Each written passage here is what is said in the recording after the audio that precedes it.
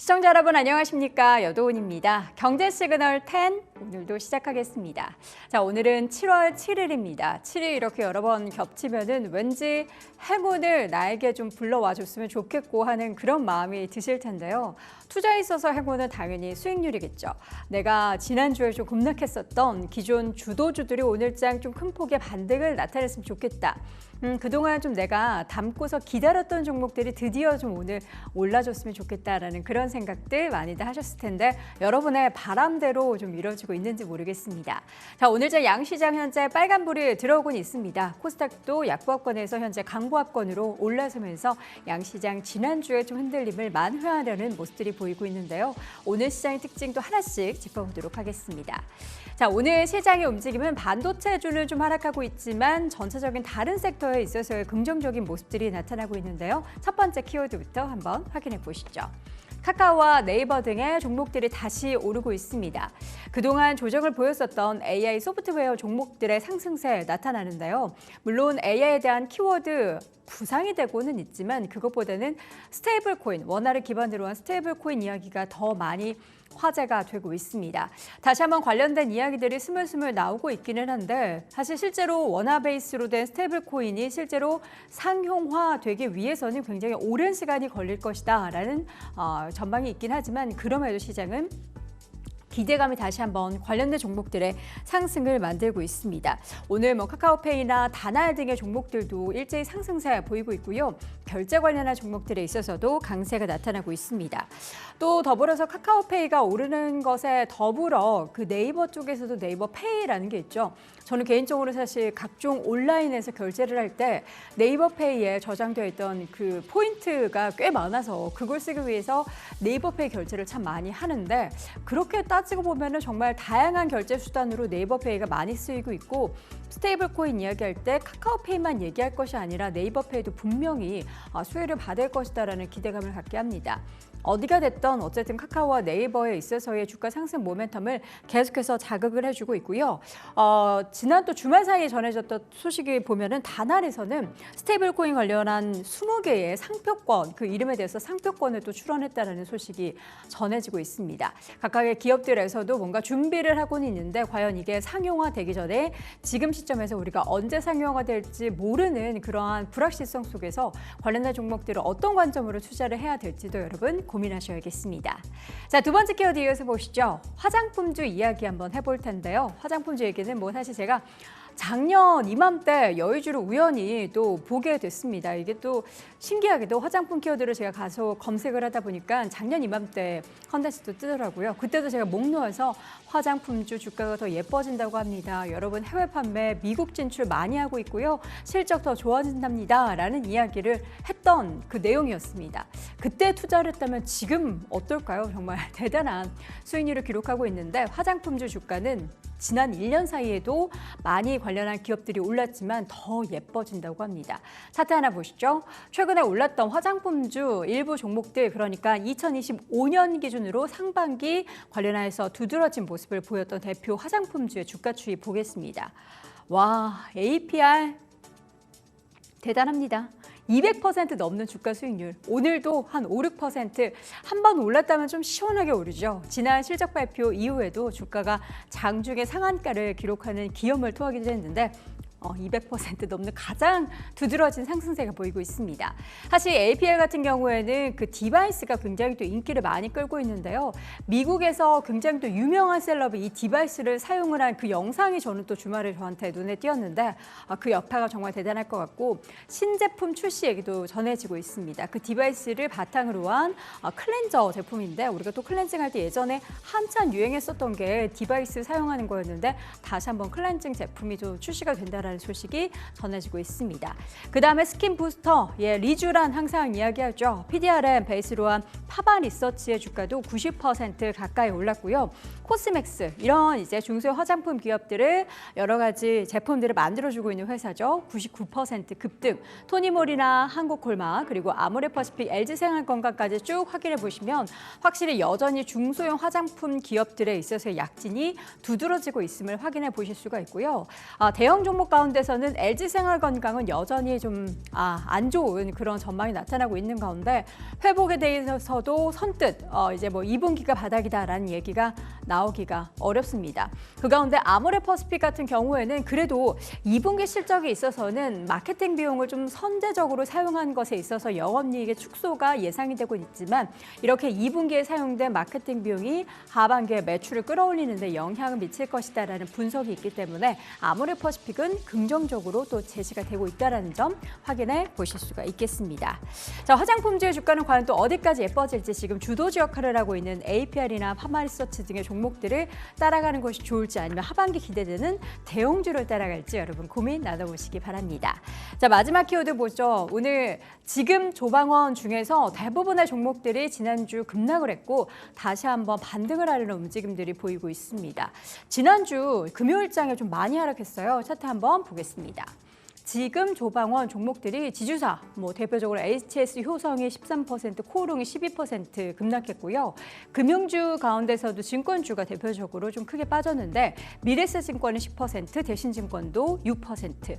오늘 반등하고 있는 조선주 마찬가지로 HD한국조선해양과 HD현대미포 이렇게 6, 7%대 빠졌고요. 그동안 200%대 올랐던 현대로템도 주가가 7%대 하락, 그리고 한화의 주가도 7% 내렸고요. 단기적으로 가장 우리 시장에서 각광받았던 원전주 관련해서는 두산에너빌리티는 3%대 제한적인 하락, 그리고 우리기술이 현재 금요일장 10% 넘게 빠졌습니다. 이 중에서 오늘 지주사는 약간 종목별 희비가 엇갈리고 있고요. 금융, 증권주 반등, 조선주도 함께 반등하고 있고 방산주도 계속해서 소폭이지만 반등세, 원전주도 반등을 하고는 있습니다.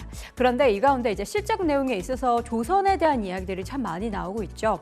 우리가 1분기 조선주가 워낙에 실적이 좋았기 때문에 2분기에 있어서의 여건이 과연 1분기 대비해서 더 실적이 좋아질 것인가에 대해서 우려가 좀 있었습니다. 사실 1분기 대비해서 지금 환율 또한 전분기 대비 8% 정도 떨어져 있는 상태고, 그리고 조업일 수도 엄청나게 많이 늘어나 있는 상황이 아니고 후반 가격, 그러니까 비용을 좌지우지하는 후반 가격도 내려가지 않았던 상황이기 때문에 조선주에 대해서 2분기 실적 과연 1분기 대비해서 더 좋아질까 눈높이가 워낙에 높아져 있으니까요. 여기에 대해서는 비슷하거나 아니면 조금 조정될 가능성이 있다라는 분위기입니다. 그런데 또 우리가 길게 놓고 보면 여전히 슈퍼사이클의 진행이 되고 있고 조선주의 그 실적 상승은 계속해서 수직 상승을 한다라기보다는 계단식 상승을 하기 때문에 그 쉬는 구간에 있어서 관련된 종목들이 좀 쉬어간다면 그 다음 계단을 올라가는 것을 대비하는 전략이 필요하다라는 이야기들이 나오고 있고요. 이 밖에도 지주사나 금융주는 우리나라 정책에 관련된 수혜주이기 때문에 그 부분을 계속해서 영향을 받는지 수급 여건을 체크해 봐야겠고, 방산이야 뭐 계속해서 수주가 있긴 하지만 이 최근에 가파르게 올라왔었던 주가 상황이 얼마나 또 밸류에이션 매력이 있는지 점검을 해볼 필요가 있겠고요. 원전주도 이제 뭐 테마적으로는 단기적으로 주춤할 수 있겠지만 역시나 대세적으로 이 에너지원, 원자력에 대해서는 끊임없는 수주 이야기가 들려올 거기 때문에 그 부분에 있어서 중장기적인 시각을 가지고 계신 분들이라면 포트에 있어서 비중 조절이 필요할 것 같습니다. 자, 지금 조방원 말고도 여러분 시장의 주도주 오늘은 뭐가 있을까요? 잠시 후 시장 이야기 나눠보시면서 짚어보시죠.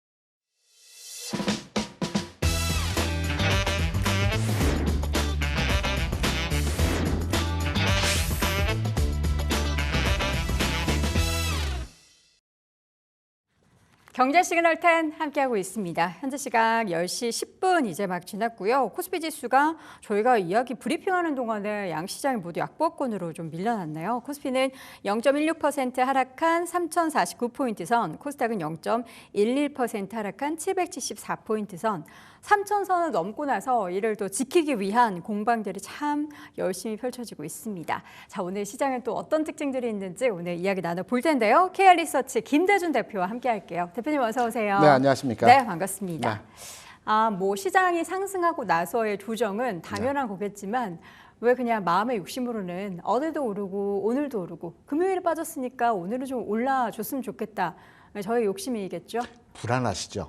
그러니까 약간 과거에 너무 단기적으로 많이 올라가지고 흔히 뭐 자라 보고 놀란 가슴 소뚜껑 네. 보고 놀란다는 듯이 과거에 워낙 하락장에 대한 경험들이 커서 그쵸. 조금만 조정받으면 이제 시장이 하락으로 전환이 되는 것이 아닌가라는 우려감이 큽니다. 맞아요. 저는 아직 시장에서 이렇게 많은 수익률을 낸 종목을 맛도 못 봤는데 네. 이거 벌써 끝나는 건가? 라는 그런 우려. 시장 자체 전체적인 성격 자체는 상승 쪽으로 가닥을 잡았다는 게 대세적 의견이고요. 네. 지금 조정받는 것은 자연스러운 조정이라는 것도 모두가 다 동의합니다.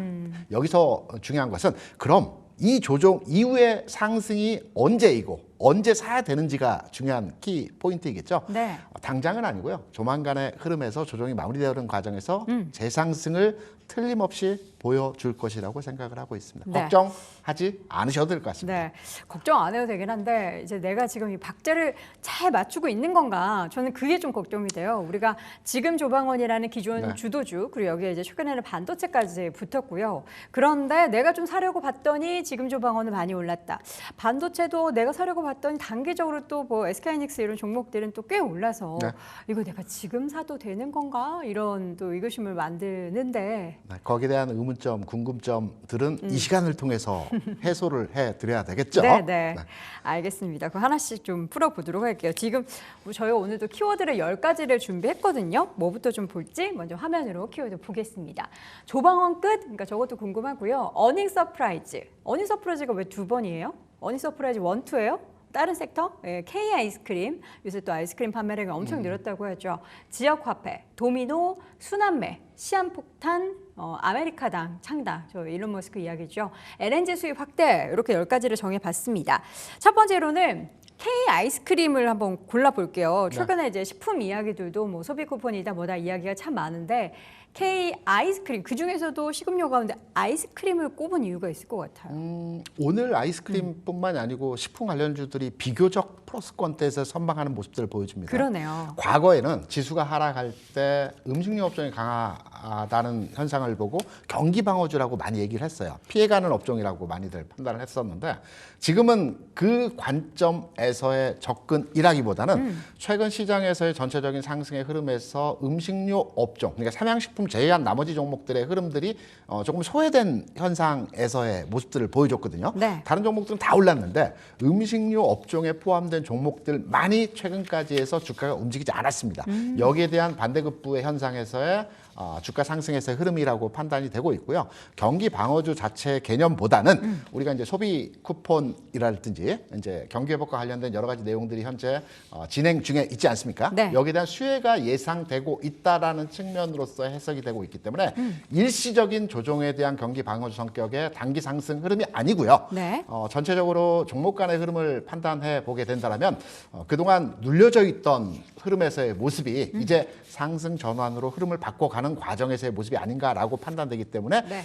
긍정적으로 음식료 업종 그리고 아이스크림 업종에 대한 해석을 하고 있습니다. 먹는 것에 있어서 사실 최근에 가장 두드러졌던 상승은 수출주로서의 역할로 라면 그렇죠. 관련한 종목들이 많이 올랐어요. 오늘도 삼양식품의 주가는 2%대 넘게 상승하면서 물론 이제 그동안 단기적으로 하락을 했지만 강세를 보이고 있고요. 농심의 주가도 1.77% 오릅니다. 근데 사실 김대중 대표님 네. 상반기에는 삼양식품이 이끌었지만 그렇죠. 하반기는 그 신라면 툰바 가지고 네. 미국을 다 점령하겠다라는 야심찬 각오를 농심 쪽에서 계속 밝혔단 말이에요. 그렇죠. 근데 이 기대감이 아쉽게도 조금 누그러뜨려지고 있더라고요. 저도 신라면 툰바를 먹어봤는데요. 드셔보셨어요? 네, 먹어봤는데 맵싹하고 느끼한 게 맛있다고는 기존의 하던데. 신라면 뭐 블랙이라든가 블랙. 네, 네. 여러 신라면에 대비해서 저는 그렇게 아주 이게 약간 맛있다라고 어르신 입맛에서는 안 맞을 수 아, 그런가요? 있어요. 예, 예. MZ 세대들. 라고 예. 판단되는 부분들이 있어서 신라면 이번에 새로 나온 출시한 제품에 대한 호응도가 주가에 반영되기 라는 기대감보다는 네. 전체적으로 농심의 주가 우리가 농심 주가 하면 최근 상황에서 흐름에서 그 종목 안 움직이는 종목이야 전체로 무거워라고 많이들 생각을 하셨는데 이전이죠. 네. 그러니까 삼양식품이 100만 원 돌파하면서 130만 원 근처까지 주가가 움직이면서 이제 삼양식품 부담률이 어느 정도 진행이 되었다라고 판단되기 때문에 이전 확산 그러니까 다른 음식료 업종으로 확산되는 과정에서의 농심 흐름이 진행되는 모습이었고요. 저는 이 중에서 오리온의 주가도 한번 우리가 눈여겨봐야 될 것 같습니다. 오리온 왜요? 첫 번째 요인은 오리온 회장님이 잘생기셨습니다. 그래요? 찾아봐야 되겠네요. 담철권 회장님이신데요. 특이한 게 이제 오리온 기업에 대해서 짧게 말씀드리면 네네. 예, 동양그룹이 옛날에 있었지 않습니까? 이 회장님이 창업주이시고 그 사이 두 분이 현 회장님과 담 회장님이 각각 사업체를 물려받으셨어요. 아니 근데 회장님인데 왜 이렇게 젊으세요? 잘생기셨습니다. 그러네요. 55년생이시라는데 엄청 잘생기셨네요. 네. 제가 판단할 때는 아마 상장기업 내에서의 그 총수 중에서 제일 인물이 제드래곤하고 좀 박빙일 것 같습니다. 그 아들인 그 리가켄 바이오 네네. 대표 있지 않습니까? 네. 그분도 굉장히 잘생기셨어요? 인물이 훤칠하십니다. 찾아보겠습니다. 첫 번째 근데 또 인물에 따라서 주가가 팬심으로 올라가는 건 아니니까요. 네, 그런 건 예. 아니고요. 오리온의 주가 상황을 보게 되면 이제 제가 기본적으로 오리온 주가가 왜 저평가돼 있고 올라갈 가능성이 있는지에 대해 설명을 드리자면 개인적으로 오리온의 주가 흐름에서의 내용을 보게 되면 과거로부터 한 10년 동안의 주가 상황이 15만 원 근처가 고점이 나오고요. 한 8, 9만 원이 저점이 나와서 고점, 저점을 계속 순환하면서 주가가 움직이는 상황에서의 흐름들을 보여줬어요. 과거의 은행주하고 비슷합니다. 네네. 그러면 회사의 실적이나 매출이나 전체적인 내용이 안 좋으냐? 아닙니다. 매년 10%씩 성장하는 추세의 흐름을 보여주고 있거든요. 네. 그리고 또 하나는 오리온의 주가에 대한 그 매매 주체, 그러니까 보유를 하고 있는 주체들의 동향을 보게 되면 외국인 투자자들이 30% 보유 비중으로 오리온에 대해서 가치를 평가해서 가지고 있습니다. 식품료 업종에서 가장 높아요. 삼양식품이나 CJ 제일제당 같은 경우에는 외국인이 보유 한도가 한 20% 정도 수준이거든요. 네. 반해서 오리온의 그 외국인의 평가 기준에서의 상황은 굉장히 높다라고 판단하고 있고요. 기관도 마찬가지입니다. 그렇기 때문에 회사의 안정적 가치 측면에서는 상당히 높은 수준을 보여주고 있다라고 판단되는 부분이 있습니다. 네. 반면에 주가는 최근 상황 하에서 지금의 주가 수준이 2018년, 17년 이 정도 수준에서의 주가거든요. 은행주가 지지난해 주가가 안 움직이는 과정에서 박스권에서 박스 돌파하면서 KB금융권 기준으로 10만 원 이상을 돌파한 흐름이 나타났던 것은 네. 그동안 저평가되어진 현상들이 이제 시장이 변화하면서 이 부분이 재평가를 받는 과정에서 주가가 상승을 했거든요. 네. 저는 오리온 같은 경우에도 현재의 10만 원 내외의 주가 상황에서 이제 새롭게 흐름이 반전되는 상황에서의 모습을 보여줄 것이라는 판단을 해볼 수 있을 거고요. 네. 식품 업종 주가가 고질적으로 주가가 안 움직였던 이유가 있어요. 가장 큰 이유. 뭐예요? 식품 회사들 같은 경우는 대표적으로 바이오 회사에 투자를 합니다. 삼양식품도 바이오 회사에 투자했고요. CJ 제일제당도 바이오 회사에 투자를 했어요. 왜 투자하죠? 식품 회사들이 미래의 먹거리, 미래의 가치에 대해서 바이오에 대해서 크게 보거든요. 다 실패했습니다. 그래서 식품 회사가 바이오에 투자하게 되면 여기에 대한 그 부정적 견해들을 시장에서 가지고 있거든요. 오리온이 지난해인가요? 리가캠 바이오를 인수했지 않습니까? 적자 회사를 5천억 이상 주고 샀습니다. 네. 여기에 대한 부담. 바이오 회사를 또 사서 이 부분에 대한 회사의 밸류에 대한 데미지를 주는 거 아닌가라고들 많이 걱정을 했기 때문에 주가가 안 움직였던 거거든요. 근데 최근에 리가캠 바이오라든가 이쪽 바이오 부분에서 성과를 보게 되면 상당히 긍정적으로 진행되는 부분들이 있습니다. 그래서 과거에 식품 회사가 바이오에 투자하게 되면 주가가 안 움직인다는 과거 통념적인 상식을 벗어나서 주가 흐름이 전개될 가능성이 있다라는 측면으로서도 우리가 판단해 보게 되면 오리온의 주가도 여기에서 한 단계 더 레벨업 되어지는 특히 박스를 돌파하는 15만 원 고점, 뭐 10만 원 저점 부근에서의 박스 흐름을 탈피하는 흐름에서의 모습이 이번 흐름에서 나타나지 않을까라고 판단되기 때문에 네. 한번 주시해서 잘 봐야 될 것 같습니다. 오늘 사실 탑픽을 오리온을 제시를 하시는 거거든요. 네. 지금 주가가 11만 8천 원대를 기록을 하고 있는데 오리온에 대한 목표 주가를 설정을 한다면 어느 저는 정도? 기본적으로 앞서 잠깐 언급을 해드렸지만 15만 원 돌파할 것으로는 기본적으로 판단하는데요. 일단은 네, 그런데 이제 이거는 시간이 좀 필요한 부분에서의 흐름들이고 네. 어느 정도의 기간차를 두고 판단을 해야 되는 부분이기 때문에 지금 13만 원을 제시하셨네요. 이 부분에 대해서 단기 흐름에서의 주가 상황을 보게 되면 13만 원 수준까지의 가격 차는 정고점 정도? 만들어주지 않을까라고 생각을 합니다. 알겠습니다. 음식료 관련해서 사실 궁금한 게 몇 가지 더 있거든요. 가장 궁금한 거 삼양식품 지금 목표가 막 160만 원까지 나오고 지금 주가는 130만 원을 넘어섰는데 이쯤 하면 좀 액면 분할 소식이 들려올 법도 한데 저는 120만 원 돌파하면 액면 분할 얘기가 나올 줄 알았어요. 그런데 안 나와요. 좀 전에 말씀드렸던 오리온 같은 경우에도 과거에는 사기 어려운 주식이었어요. 네네. 액면 분할을 해서 지금 주가가 10만 원대이지 아. 예전에 그러니까 2018년도에 아마 액분을 했을 겁니다. 네. 그 이전 단기 흐름에서는 무조건 100만 원 넘어가는 주식이었거든요. 그래서 사기가 좀 부담스러웠는데 네. 액면 분할을 했고 이 부분이 이제 주가에 반영되는 상황에서의 흐름인데 삼양식도 마찬가지입니다. 액분 얘기가 나오면 한 방에 더 올라가겠죠. 과거에 카카오 기억나시죠? 네. 카카오가 40만 원, 50만 원대 액분한다는 얘기가 나오면서 10만 원대에서 17만 원까지 올라갔어요.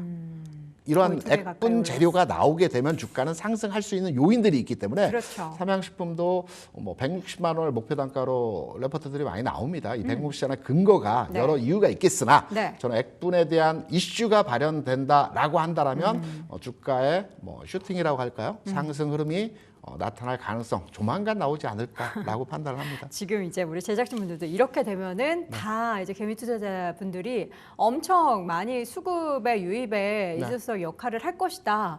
나도 사겠다. 나도 지금 기다리고 있다. 사실 이게 130만 원은 월급 딱 받아가지고 한 주 사는 게 좀 그렇죠. 부담스럽거든요. 액분 발표하고 나면 빠집니다. 그리고 나서 하기 전에? 올라갑니다. 네. 그러면 지금 비싸더라도 일단 사둬야겠네요. 그게 아니고요. 액분 발표가 나오면 네. 주가 빠지더라고요. 카카오도 그렇고 다른 종목들도. 그리고 나서 빠질 때 사서 그렇죠. 올라가면 판다. 지금은 기다리셔야죠.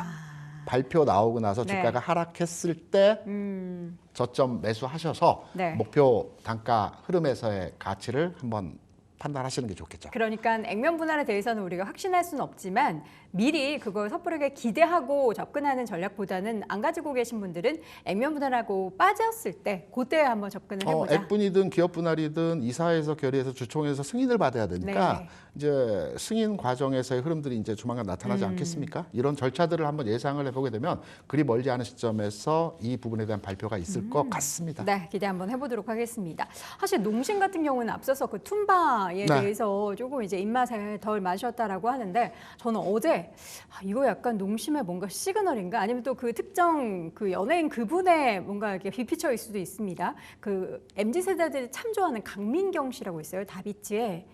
네, 뭐 Give me a call, baby, baby 그 노래 불렀던. 저는 개그우먼 강민경 씨를 아니요. 강민경 씨가 있는데 그분이 이제 엄청 네네. 이제 그 화력이 센 분이거든요. 그러신가요? 그분이 차밤 10개라고 유튜브에서 이제 행사 이제 봄에 축제들 많이 돌아다니잖아요. 그때 이제 밥을 먹는 그 영상을 항상 남겨요. 근데 거기 안에 갑자기 신라면 툰바를 먹는 거예요. 항상 그냥 음식 그냥 도시락 이런 걸 먹는데 그래서 그걸 보고 이분의 빅피처일까? 신라면 툰바에 대한 광고를 얻기 위한 빅피처일까? 아니면은 신라면 툰바가 더욱더 이제 MZ나 글로벌리하게 퍼지게 만들어줄 만한 뭔가 물밑 작업인가? 그런 생각도 살짝 들었어요. 그러고 보니까 신라면 툰바가 살이 안 찌나 봅니다.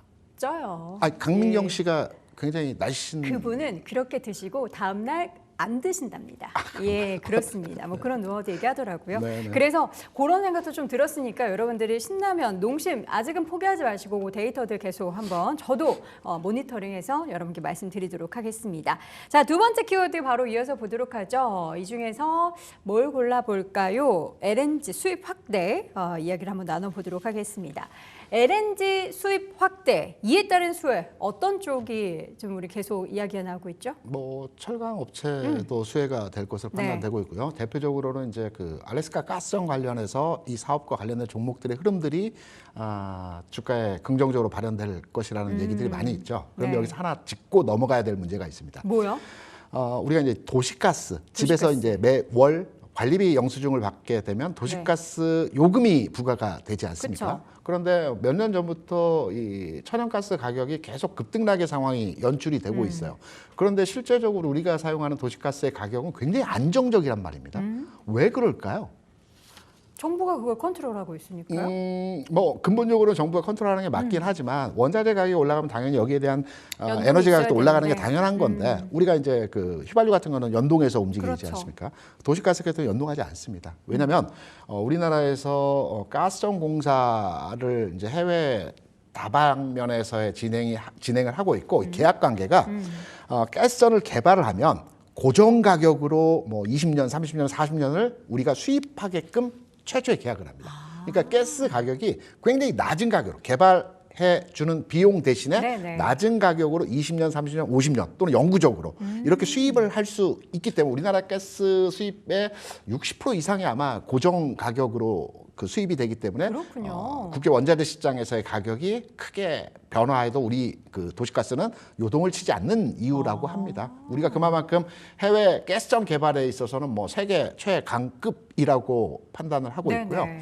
우리가 이제 그 LNG 가스정 관련해서 최근에 종목들의 희비도 많이 나타나고 있고 이들 종목에 대한 투자 관점으로서 접근할 때 과연 사도 되는가? 이것도 단발 이슈성 성향에서의 흐름이 마무리되어지는 것이 아닐까라고들 많이 판단을 하시는데요. 네네. 저는 재료 가치가 하나 만들어졌을 때 후속적 재료가 붙어 나아갈 수 있는지를 한번 판단해야 될 것입니다. 후속 재료가 그럼 뭐가 있어야 돼요? 우리가 LNG 가스정과 관련해서는 뭐 성사될 수도 있고 안 될 수도 있어요. 그건 우리가 모르는 사안이지 네네. 않습니까? 그런데 트럼프 행정부가 들어서고 나서부터 여러 가지 그 분쟁 지역에 대한 그 여러 가지 완화된 그 중재 역할을 많이 하고 있지 않습니까? 그래서 대북 관계에 있어서도 추가적인 협상이 있을 수 있다라는 말을 많이 하고 있죠. 네. 우리가 이제 대북 관계가 완화된 조금은 온기가 들어오는 현상에서의 모습이 나타날 때 뒤따라오는 재료는 시베리아 가스전입니다. 시베리아 가스전. 시베리아의 가스를요, 가스 관을 통해서 우리나라 그리고 일본까지. 왜냐하면 가스 수입이 가장 많은 1, 2위 국가가 일본하고 우리나라입니다. 네네. 그런데 가스비에서 차지하는 비용이 운송비가 가장 크거든요. 그렇기 때문에 가스관을 통해서 일본까지 이게 연결됐을 때는 이 비용에 대한 부분이 상당히 완화된다라고 볼 수가 있거든요. 그래서 두 번째로 따라오는 재료는 시베리아 가스전 관련 사업입니다. 이게 알래스카 가스전보다 훨씬 더 길이가 길고 사업 규모가 큰 사업이거든요. 그래서 알래스카 가스전과 관련된 종목들의 상황은 단순하게 이번 알래스카 가스전 개발 사업과 관련된 이슈로만의 주가가 움직이기보다는 추가적으로 재료가 더할 수 있는 상황에서의 흐름들이기 때문에 가스전 관련 종목들의 주가 움직임은 네. 앞으로 좀 더 갈 수 있는 시세 흐름을 선도할 수 있는 현상에서의 모습들을 보여줄 가능성이 있기 때문에 네. 조정받을 때 또는 주가가 올라갈 때 계속 관심 가져야 된다고 생각을 하고 있습니다. 관련해서는 다양한 기업들이 있을 텐데 탑픽으로 한국가스공사를 꼽아주셨습니다. 사실 한국가스공사는 이러한 LNG 관련한 모멘텀도 있지만 상법 개정에 따른 정기적인 수혜로 그러니까 이제 주주들이 네. 이거 우리 한국가스공사 지금 실적이 이렇게 망가지고 있는데 가스요금 올리세요. 이러면 또 올라갈 수 있다. 그 기대감이 지난주 주가의 급등을 좀 만들었잖아요. 한국가스공사에 저는 이제 외부적 내용에서의 재료 가치보다는 주가 흐름의 테크니컬한 부분에 대해서 좀 주목을 하고 있어요. 테크니컬한 우리가 왜냐하면 공사 관련, 정부 관련 기업이라고 하면 한전을 대표적으로 생각을 할 수 있고 KTNG 같은 종목들이 정부 출연 기관이라고 우리가 말하고 있죠. 네. 뭐 기재부나 국민연금이 대부분 한 50% 이상의 지분을 가지고 있습니다. 한국가스공사도 마찬가지입니다. 정부 지분이 50% 수준에서의 지분을 가지고 있는데 대부분의 공사 관련 종목들이 주가가 무거워요. 시세 흐름을 한번 탈 때는 좀 움직이는 현상들을 보여주지만 네. 기본적으로 주가의 움직임 자체가 굉장히 제한적 움직임에서의 상황을 많이 보여주거든요. 그래서 우리가 손이 안 갑니다. 근데 네. 한국가스공사는 굉장히 가볍습니다. 과거로부터의 주가 수준을 보게 되면 2만 원에서 6만 원까지 가는 건 아주 가볍게 움직여 버리더라고요. 그렇군요. 네, 주가 흐름이 다른 정부 기관의 주가 흐름에 대비해서 굉장히 가볍게 움직이는 모습들을 보여주고 있고요. 이전에 대왕거래 관련해서도 한번 움직였었죠. 맞아요. 네, 그리고 나서 주가 조정받고 이번에 뭐 가스전 사업과 관련된 내용들 또 가스 요금 인상과 관련된 내용들 여러 가지 재료 가치가 부각이 되면서 다시 한번 움직일 수 있는 흐름에서의 모습들을 보여주고 있다라는 측면에서 알래스카 가스전 공사의 주 사업 주체는 당연히 한국가스공사겠죠.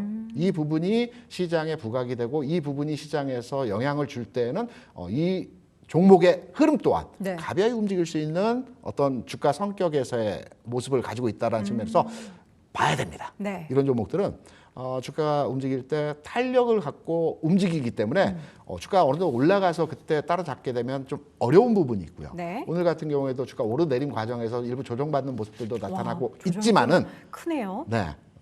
있지만은 전체적인 모습에서의 상황은 재료 가치가 지금 살아 있고 조정 받을 때는 관심권에 두고 판단해야 된다. 그래서 LNG와 관련된 이 가스전과 관련된 재료 가치는 살아 있고요. 관련된 종목들이 많이 있습니다. 이 종목 외에도. 네. 그래서 이들 종목들에 대해서 계속적인 관심도 요구된다라고 생각을 합니다. 자, 지금 한국가스공사가 지난 거래일에 8% 올랐는데 오늘은 8% 가까이 빠지고 있습니다. 네. 다시 한번 이제 금요일 가격으로 살 수 있는 기회가 온 건데 네. 지금 시점에서 목표 주가는 어느 정도로 보십니까? 저는 6만 원까지는 가벼이 움직일 수 있는 6만 급에서 원까지? 전고점이죠. 이 전고점. 가격도 전고점 수준에서의 네. 가격입니다. 지금 64,500원이 작년 6월에 기록했었던 금액대고 주가고 계속해서 그 이후로는 그 주가를 보인 적이 없었는데 4만 원대로 다시 내려온 한국가스공사 목표 주가를 6만 원으로 제시하고 손절가는 지금 4만 원으로 설정해 보도록 하겠습니다. 자, 마지막 키워드 함께 확인해 보시죠. 여러분들이 가장 궁금해하시는 지금 조방원, 그중에서 시장을 지금까지 이끌었었던 조방원이 끝일까? 끝은 또 새로운 시작인데 네. 조금 끝난 것 같은데 항상 다시 시작하고 했던 게 조방원의 주가 움직임이었거든요. 이게 오늘 방송에서 가장 중요한 맞아요. 핵심 포인트입니다. 네, 그래서 앞에 지금 좀 빨리 가시더라고요. 이 얘기를 하셔야 되니까. 네. 저에게 물어본다면 제가 조방원을 가지고 있습니다. 플러스 전력기기까지 네. 가지고 있어요. 네. 그럼 저한테 지금 현재 주식을 가지고 있고 일정 부분 수익이 있다라고 판단할 때 또는 네. 수익이 아니다라고 판단을 하더라도 네. 지금 어떻게 할 거냐라고 물어본다면 전 팝니다. 팔아요? 네. 왜요? 전체적인 시장에서 힘겨루기가 있어요. 네. 특정 종목이 갈 때는 특정 섹터가 또 안 가는 형태의 모습들을 많이 보여주죠. 지금 시장에서 힘겨루기는 성장주 대 조방원입니다. 성장주 대 조방원. 이렇게 한번 설명을 드려볼게요. 제가 두 가지 관점으로 조방원에 대해서는 현 시점에서 일부 현금화 실현하는 게 맞다라는 측면으로 말씀을 드릴 건데요. 시장이 정체되어진 상황 하에서의 움직임을 보여줄 때는 역시 수출이 잘 되고 숫자가 나오고 안정적 회사에 투자하는 투자 심리가 강합니다. 그래서 조선, 방산, 원전 같은 경우는 수출이 잘 되고 있고 어느 정도 숫자가 나오기 때문에 그동안의 투자 가치 측면에서 굉장히 높았던 흐름들이 보여줬다라고 네. 생각을 해요. 그런데 시장이 그 박스권을 돌파하고 새로운 추세대로 진행이 되는 과정들의 지수 흐름이 만들어져요. 그러면 리스크를 걸고라도 수익률이 높은 섹터에 대한 투자를 해볼까라는 시장의 투자 심리가 이어집니다. 그렇다고 한다면 성장주로의 자금 이동이 나타나겠죠. 여기에 이제 조방원에 대한 내용을 보게 되면 조선은 도크가 27년까지 차 있지만 새로운 도크를 만들기는 힘들어요. 그래서 지금 수준에서의 추가 수익 창출 내용이 있어야 됩니다. 크게 빠지진 않겠지만 그럼 뭐 성과 올라가는 거 말고는 사실 가격이 올라가야 되죠. 그러니까 조선은 특이하게 원화로 수주를 합니다. 그러니까 우리가 그 헤게모니를 가지고 있기 네네. 때문에 원화로. 그러니까 조선 수출을 보게 되면 몇 조, 몇 천억이지 몇 달러로 나오는 경우는 없어요. 원화 수주 업종입니다. 네. 그런데 어느 정도 이제 한계치에 도달했다라고 보고 있고요. 방산 같은 경우는 지난 4분기 대비 1분기 실적이 썩 상상되는 모습들이 아니었어요. 원전 같은 경우는 앞으로 계속 수주해야 되는 부분에 대한 평가들이 나타나야 된다는 측면을 보게 되면 조방원의 주가 상황에서의 흐름은 이제 성장주와의 바톤 터치 과정에서의 흐름이 나타나고 있지 않나 판단이 되고 있고요. 두 번째로 최근에서 매매 주체에서의 상황을 보게 되면 외국인과 기관이 조방원에 대해서는 조금은 관망하는 흐름입니다. 적극적으로 사지 않아요. 4월, 5월에 조선방산 원전에 대해서는 적적 외국인이 사거나 기관이 사거나 하는 형태로의 진행이 되었어요. 그런데 조방원에 대해서는 관망하고 있어요. 6월 말부터는. 그래서 이들의 주가가 아직 탄력을 받지 못하는 상황에서의 흐름이고요. 그리고 가장 중요한 거래량입니다. 최근 상황에서 거래량이 늘고 있는 섹터를 보게 되면 성장주 섹터는 거래량이 늘어나고 있어요. IT 플랫폼이라든가 2차 전지에서는 LG와 SK이노베이션 이들의 종목들이 거래량이 늘어나고 있는 반면에 네. 조방원의 주가를 한번 잘 보시기 바랍니다. 5월 대비해서 6월 장에서의 거래량 자체가 감소했습니다. 최근도 그렇게 늘어나진 않아요. 우리가 거래량이라고 하면 수급이라고 합니다. 수급은 관심과 거래량이거든요. 그러면 관심과 거래량이 조금 떨어지는 측면에서 현재 상황에서 주가 흐름을 보여주고 있다는 측면으로 접근해 보게 되면 네. 조방원이 오늘 반등 주고 있어요. 반등 줄 때 저는 일부 현금화해서 다음 타겟, 다음 흐름을 한번 잡아가시는 게 어떠할까라고 생각을 합니다. 다음 타겟은 그럼 뭐예요? 성장주를 하면 사셔야죠. 성장주 딱 네 가지 섹터입니다. 2차 전지, 로봇, IT 플랫폼, 그다음에 바이오. 바이오가 최근에 조금 꿈틀꿈틀했고요. 로봇도 얼마 전에 좀 꿈틀꿈틀했고요. 네. 그다음에 2차 전지도 조금 꿈틀꿈틀하고요. 그렇죠. 그다음에 말씀하셨던 IT 쪽은 플랫폼. 뭐 IT 플랫폼 카카오나 내 뭐 그런 그렇죠. 말씀하시는 거예요? IT 플랫폼 내에는 엔터와 게임이 들어갑니다. 그리고 네카오고요. 이 섹터가 지금 현재 어느 정도 바닥에서 흐름이 진행되고 네. 있고 앞으로의 그 흐름을 주도할 것 같다라고 생각합니다. 지금까지 올랐던 기존 주도주 포트에서 나는 조금 더 공격적인 리스크 관리보다는 수익률을 노린다 하시는 분들은 성장주 쪽 포트를 만들어야 한다라는 겁니다. 자, 그런데 오늘 탑픽은 성장주라고 보기에는 조금 먼 기업을 가지고 오셨어요. 네, 오늘 탑픽은 그 해당 내에서 종목으로 말씀을 드린 거고요. 이 세아제강이요? 세아제약은 앞에 이제 그 LNG 관련해서 네네. 접근하는 종목이고요. 탑픽 종목으로 저희가 이제 성장주가 아닌 LNG와 관련된 내용을 접근하는 것은 이슈로. 이슈로의 접근이고요. 세아제약 같은 경우는 최근에 이제 우리 관세 부과에 대한 내용들이 시장에서 핫한 이슈지 않습니까? 특히 오늘 내일까지 해서 서한을 보내고 관세를 진행할 것이고 네. 미국 같은 경우는 앞으로 이제 여기에 이제 부채 한도 협상이라는 또 이제 그 저기 중간 폭탄이 있습니다.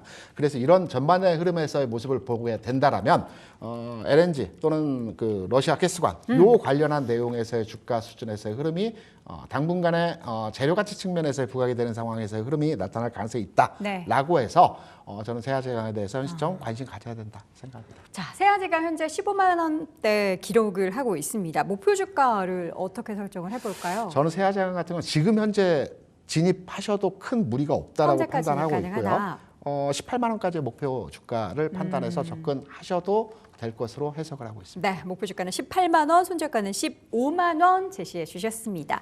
자, 이렇게 해서 오늘 KL리서치 김대준 대표와 함께 시장 이야기 나눠봤습니다. 말씀 고맙습니다. 네, 감사합니다.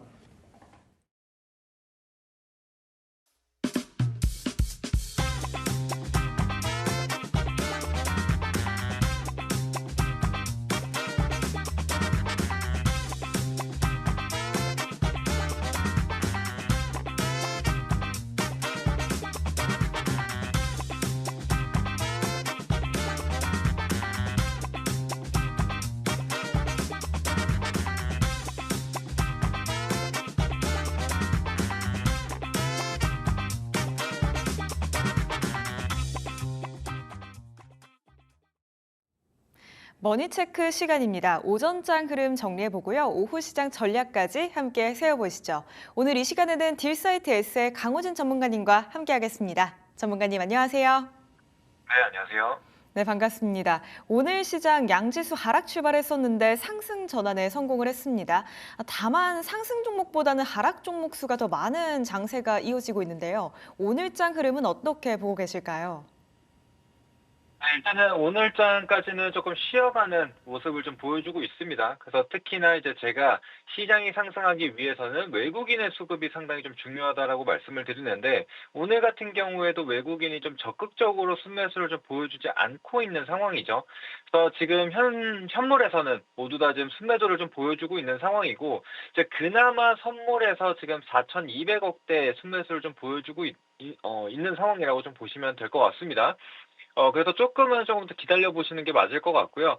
그래서 오늘 같은 경우에 보시면은 이제 여전히 하락 종목 수가 더 많은 시장의 질이 조금 나쁜 그런 상황이라고 보시면 될 것 같습니다. 자, 일단 지난주의 흐름을 봤을 때 아무래도 코스닥의 지수가 조금 더 낙폭이 컸습니다. 이제 그러다 보니까 오늘 이제 제약바이오 종목군들이 좀 상승이 나오게 되면서 시장 반등을 좀 이끌어가고 있는데 역시나 이제 시총 상위 종목군들의 이 제약바이오 기업들이 좀 많다 보니까 특정 종목군들로 좀 수급이 편중되어 있다라고 생각을 하시면 될 것 같습니다. 그래서 오늘 어떤 이슈가 있었냐? 사실 지난주 같은 경우에 이제 알테오젠을 비롯한 제약바이오 종목군들이 많이 빠졌습니다. 그 이유는 무엇이었냐면은 바로 금리 인하에 대한 기대감이 또다시 미뤄졌기 때문인데 이제 오늘 같은 경우에는 이 알테오젠의 코스피 이전 기대감에 대한 부분이 좀 반영이 됐다라고 좀 보시면 될 것 같습니다. 그래서 뭔가 지금 제약바이오 기업들의 뭔가 호재가 있다라기보다는 개별적인 이슈가 좀 반영이 되게 되면서 일단은 제약바이오 섹터 전반적으로 좀 이끌었다라고 좀 보시면 좋을 것 같습니다. 그래서 앞으로 이 제약바이오 종목군들을 선별함에 있어서도 확실한 좀 호재가 있는 그런 종목군들을 고를 필요가 있다. 지금은 어느 정도 이제 시장이 상승이 좀 나온 상태에서 숨고르기를 하고 있는 상황이기 때문에 이제 무조건적인 이 순환매가 나올 거라고 좀 보고 있지는 않거든요. 그렇기 때문에 그런 점만 좀 조심하시면 좋을 것 같고요.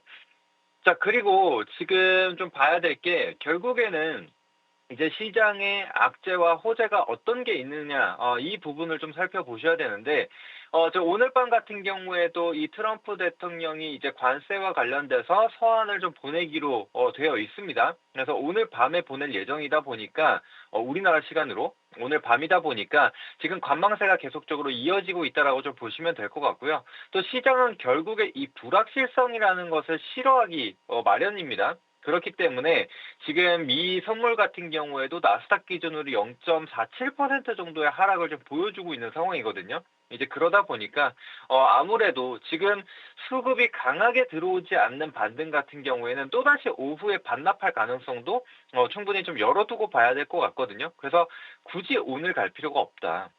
그래서 내일 어떤 이슈가 있을지 이런 이벤트들을 확인하고 가도 전혀 늦지 않다라고 좀 판단이 되기 때문에 좀 무리하게 베팅을 하시는 것보다는 조금 분할해서 접근한다라고 생각을 해주시면 좋을 것 같습니다. 네, 시장이 더 윗구간으로 향하기 위해서는 역시나 외국인의 수급이 필수적 요소입니다. 다만 오늘 시장에서도 외국인들은 적극적인 움직임 보이지 않고 있고요. 지금 개별 종목적으로 보신다면 알테오젠이 코스피 이전 상장 소식에 움직이고 있습니다. 다만 제약바이오단을 움직일 큰 모멘텀은 아직 없기 때문에 이 부분까지 체크해 두시면 좋을 것 같습니다. 자, 이렇게 오늘 시장 흐름에 대해서 함께 점검을 해봤고요. 그렇다면 이제는 오늘의 공략주 이어가도록 하겠습니다. 첫 번째 공략 종목 바로 CNC 인터내셔널이 주셨고요. K뷰티의 인기 같은 경우에는 이제 말하기도 입이 아플 정도입니다. 이 종목 같은 경우에는 중국에 있는 법인 쪽에서의 성장이 두드러지게 나타나고 있다고 하더라고요. 네, 맞습니다. 이제 CNC 인터내셔널 같은 경우 이제 색조 화장품을 기반으로 하는 이 ODM 업체라고 좀 보시면 되는데 사실 이 중국 쪽의 이 성장세가 굉장히 좀 기대감이 좀 컸습니다. 근데 거기에 더해서 사실 최근에는 북미나 이 남미 이쪽에서 시장을 좀 이끌어줬거든요. 그래서 지금 CNC 인터내셔널의 차트를 먼저 잠깐 한번 보고 가도록 할게요. 그래서 지금 차트를 한번 보시게 되면은 이 K뷰티에 대한 기대감이 커지게 되면서 CNC 인터내셔널 같은 경우에도 최저점 15,000원에서 14만 원까지 거의 10배 가까운 상승을 좀 보여줬던 종목 중에 하나입니다. 자, 그런데 기대와는 달리 오히려 이 중국 쪽에서 실적이 조금 안 나왔습니다. 이제 적자를 기록을 하게 되면서 예상보다 실적이 못 미쳤거든요. 그러다 보니까 주가가 급락을 했습니다. 그래서 최근의 흐름을 한번 보시게 되면은 2025년 올해 들어서 최저점이 27,000원까지 기록을 했습니다. 그래서 고점 대비해서 굉장히 큰 폭의 하락을 좀 보여줬던 모습을 좀 볼 수가 있는데 이제 흐름을 보게 되면은 그래도 저점을 깨지 않고 일정 구간에서 바닥을 좀 다져주는 모습들이 나타나고 있거든요. 그래서 이런 부분에 있어서 이제는 호재만 발생을 해준다면은 충분히 주가는 턴어라운드가 나올 수가 있겠다라고 좀 본 거거든요. 자, 그래서 어떤 이슈가 있냐, 이 부분을 좀 봐야겠죠. 그래서 먼저 CNC 인터내셔널의 실적을 잠깐 한번 보겠습니다. 실적을 잠깐 한번 보시면은 자, 2023년도에 300억대 영업이익이 나왔습니다. 근데 2024년도에 290억대로 떨어졌어요. 그래서 엄청나게 큰 차이는 아니지만 한 10% 정도가 떨어졌거든요. 근데 앞으로 이 중국에 대한 부분이 실적이 더 떨어질 것이다라는 이런 우려감이 좀 나오게 되면서 주가는 더 가파르게 하락을 했거든요.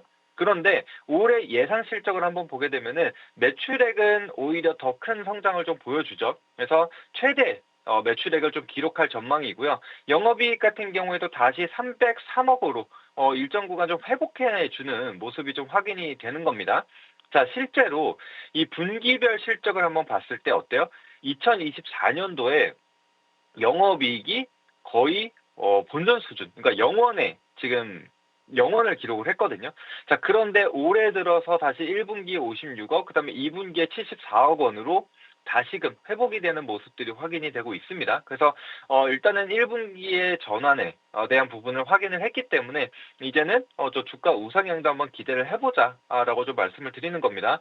자, 게다가 이제 주가 재무 안정성을 좀 볼 수 있는 이 부채 비율 같은 경우에도 올해 30% 미만으로 좀 떨어질 거라고 예상이 되고, 또 유보율 같은 경우에는 전년 기준으로 보더라도 2만 %대 기록을 하고 있거든요. 그렇기 때문에 재무 안정성은 상당히 좀 높다라고 좀 볼 수가 있겠습니다. 그래서 2분기 실적만 회복이 되는 게 확인이 된다라고 한다면은 주가 충분히 더 움직일 수가 있다라고 생각을 해주시면 될 것 같습니다. 그리고 앞서 말씀하신 대로 이제 중화권에서도 실적이 조금씩 개선이 되는 모습들이 확인이 됐거든요. 게다가 요즘 하늘양 해제라든지 이런 이야기들이 계속적으로 나오고 있기 때문에 추가적인 상승 한번 기대를 해보자. 역시나 해외 수출 증가로 인한 모멘텀이 가장 크다라고 판단을 해주시면 되겠습니다.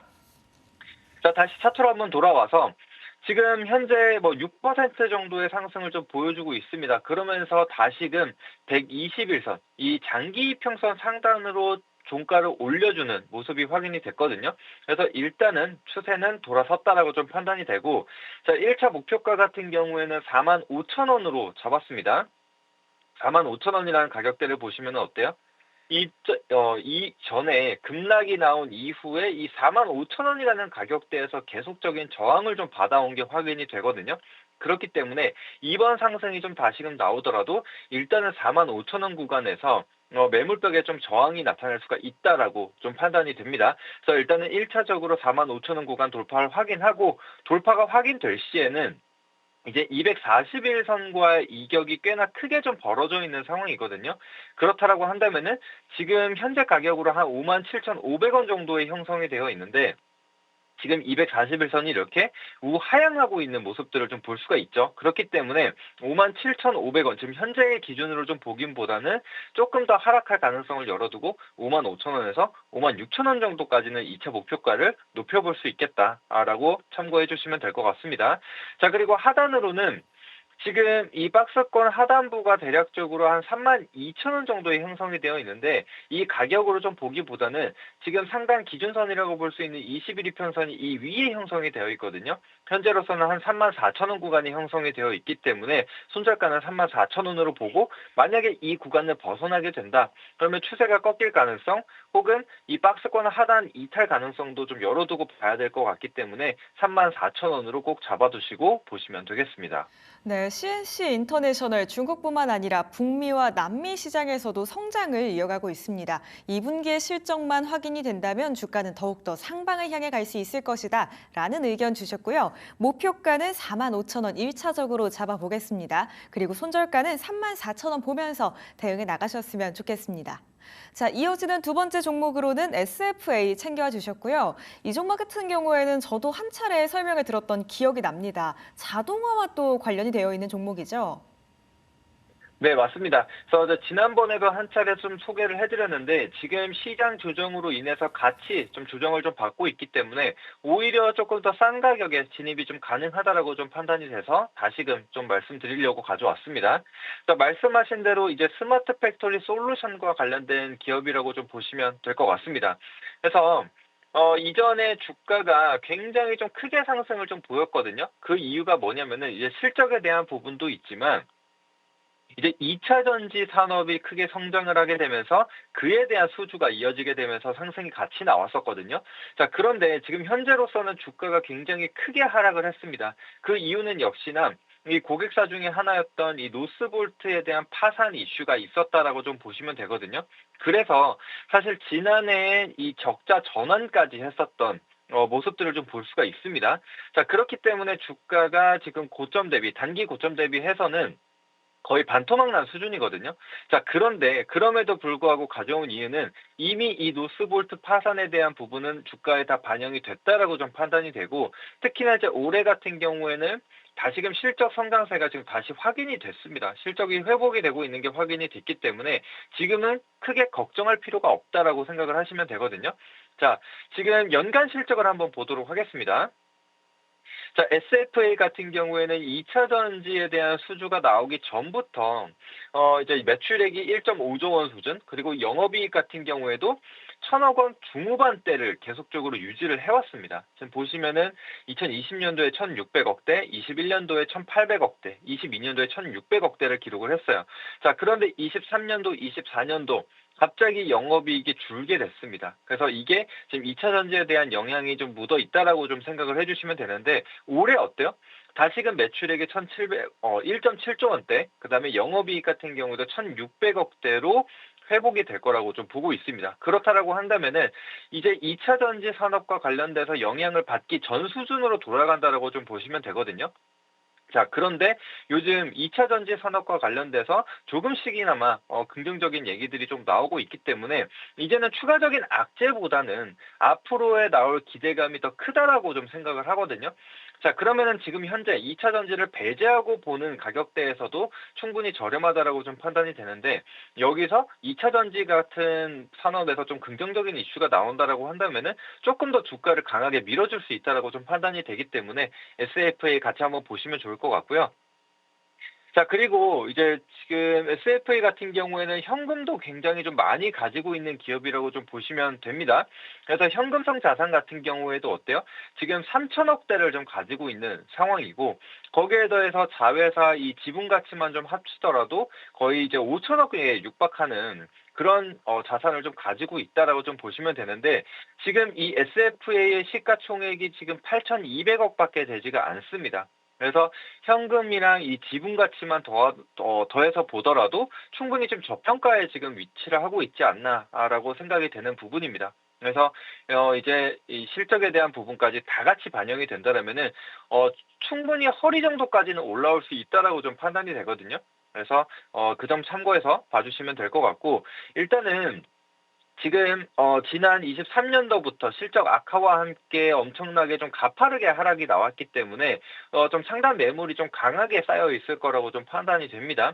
그래서 너무 높게 잡기보다는 지금 한 26,000원 정도로 1차 목표가를 좀 잡았거든요. 그래서 1차 목표가 가격대를 한번 보시게 되면은 이런 식으로 지금 한 차례 좀 바닥을 다지는 듯한 움직임이 나타났어요.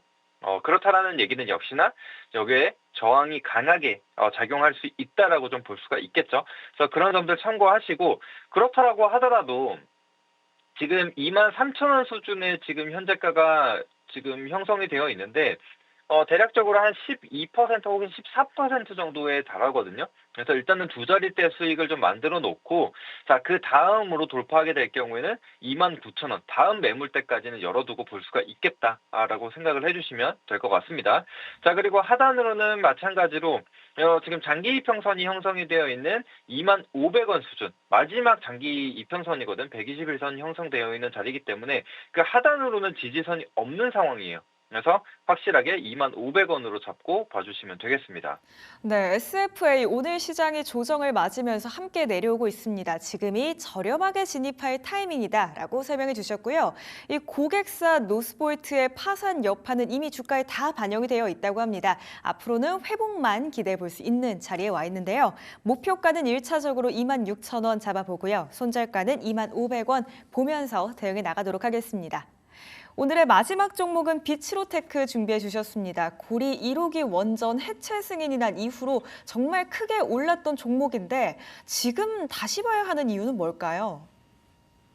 네, 지금 오히려 지금 이 고리 원전 해체와 관련돼서 급등을 좀 보인 이후에 차익이 좀 쏟아졌기 때문에 지금 충분히 접근이 가능하다라고 좀 판단이 되거든요. 왜냐면은 제가 애초에 비츠로테크라는 기업을 소개해드릴 당시를 보게 되면은 이 원전 해체에 대한 모멘텀보다는 지금 실적 기반, 그리고 기존의 사업 포트폴리오가 굉장히 좀 다양한데 우주항공이라든지 방산, 그리고 전력, 이와 관련된 사업을 좀 영위를 하고 있기 때문에 이것만으로 하단으로도 충분히 상승이 좀 가능하다라고 좀 판단을 했거든요. 그래서 지금은 원전 해체에 대한 부분이 이미 다 빠졌기 때문에, 다 빠져나왔기 때문에 다시금 추세를 잡고 갈 수 있다라고 판단이 되는 부분입니다. 그리고 여전히 지금 PBR 1배 미만의 형성이 되어 있기 때문에 충분히 저평가 구간이라고 생각을 하거든요. 그래서 그 점 참고해 주시고, 역시나 지금 실적을 잠깐 한번 보겠습니다.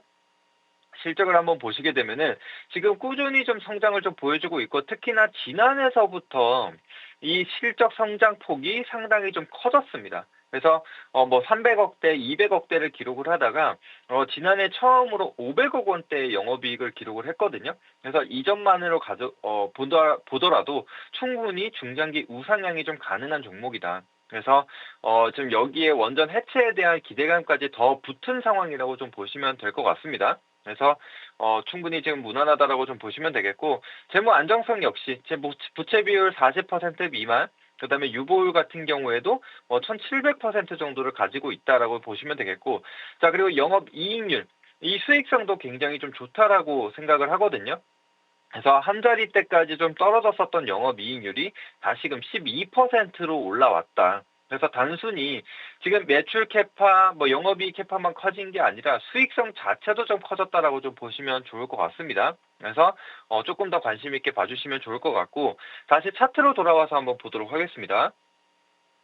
자, 차트로 한번 보더라도 사실 이 원전 해체 이슈가 좀 붙기 전부터 이런 장대 양봉들이 이제 나타나기 시작하면서 우상향 추세로 좀 돌아서기 시작했거든요. 그런데 단기적으로 이 원전 해체 이슈로 인해서 단기 급등이 한번 나왔습니다. 근데 이때 보시면은 윗꼬리가 길고 다시 음봉으로 떨어지는 모습들이 확인이 됐어요. 그래서 단기적으로 들어왔었던 물량은 빠져나갔다라고 좀 판단이 됩니다. 그러면 역시나 이 기업 밸류대로 다시 주가가 찾아가야 된다라고 생각을 하거든요. 그러면은 적어도 이 기준봉이 형성이 됐었던 종가상 고가 이상으로 올라가야 된다라고 생각을 하는 부분입니다. 그래서 지금 주가 흐름을 길게 한번 보더라도 크게 높은 자리가 아니에요. 그 다음에 이제 주봉이나 월봉상으로 봤을 때도 어때요? 전혀 부담스러운 위치가 아닙니다. 그리고 지금 월봉상으로 봤을 때 주가가 이렇게 지금 바닥 구간, 5,000원 구간대를 이탈하지 않고 계속적으로 좀 지켜주는 모습들이 확인이 되고, 한번 반등이 나오기 시작했을 때 경우에는 월봉상 13,000원 구간까지 계속해서 올라와줬거든요. 그래서 이번에도 충분히 13,000원 구간까지는 열어두고 볼 수 있는 상황이다. 이렇게 생각을 해주시면 될 것 같습니다. 자, 그런데 지금 단기적으로 이 윗꼬리를 두 차례 좀 달게 되면서 악성 매물이 좀 쌓여 있다라고 좀 판단이 됩니다. 그래서 1차 목표가 같은 경우에는 1,500원으로 일단 잡고 보도록 하겠고요. 역시나 10,000원대 안착하게 될 경우에는 13,000원까지 그냥 열어두고 보시면 되겠습니다.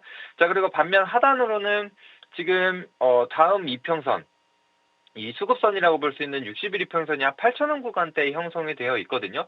그래서 꼬리 구간이 살짝 발생을 할 수 있기 때문에 라운드 넘버로 좀 잡아봤습니다. 그래서 8,000원으로 잡고 봐주시면 되겠습니다. 네, 비츠로테크 급등 이후로 차익 실현 매물들이 쏟아져 나왔습니다. 그렇기 때문에 이제는 다시 접근할 타이밍이다라는 의견을 주셨고요. 주가는 여전히 저평가 구간에 있다고 하니까요. 한번 이 의견도 참고해 보셨으면 좋겠습니다. 목표가는 1,500원, 손절가는 8,000원 제시해 드릴게요. 강호진 전문가님과는 여기에서 인사드리겠습니다. 전문가님 감사합니다. 네, 감사합니다. 추가적으로 전문가님과 함께 하실 수 있는 방법도 안내 도와드리겠습니다. 화면 하단에 보이는 QR코드 촬영하시면 정보방으로 연결되는데요. 정보방 안에서는 강호진 전문가님만의 시장에 대한 분석, 그리고 종목에 대한 분석 제공해드리고 있으니까요. 오셔서 함께 해주시길 부탁드리겠습니다. 지금까지 머니체크였습니다.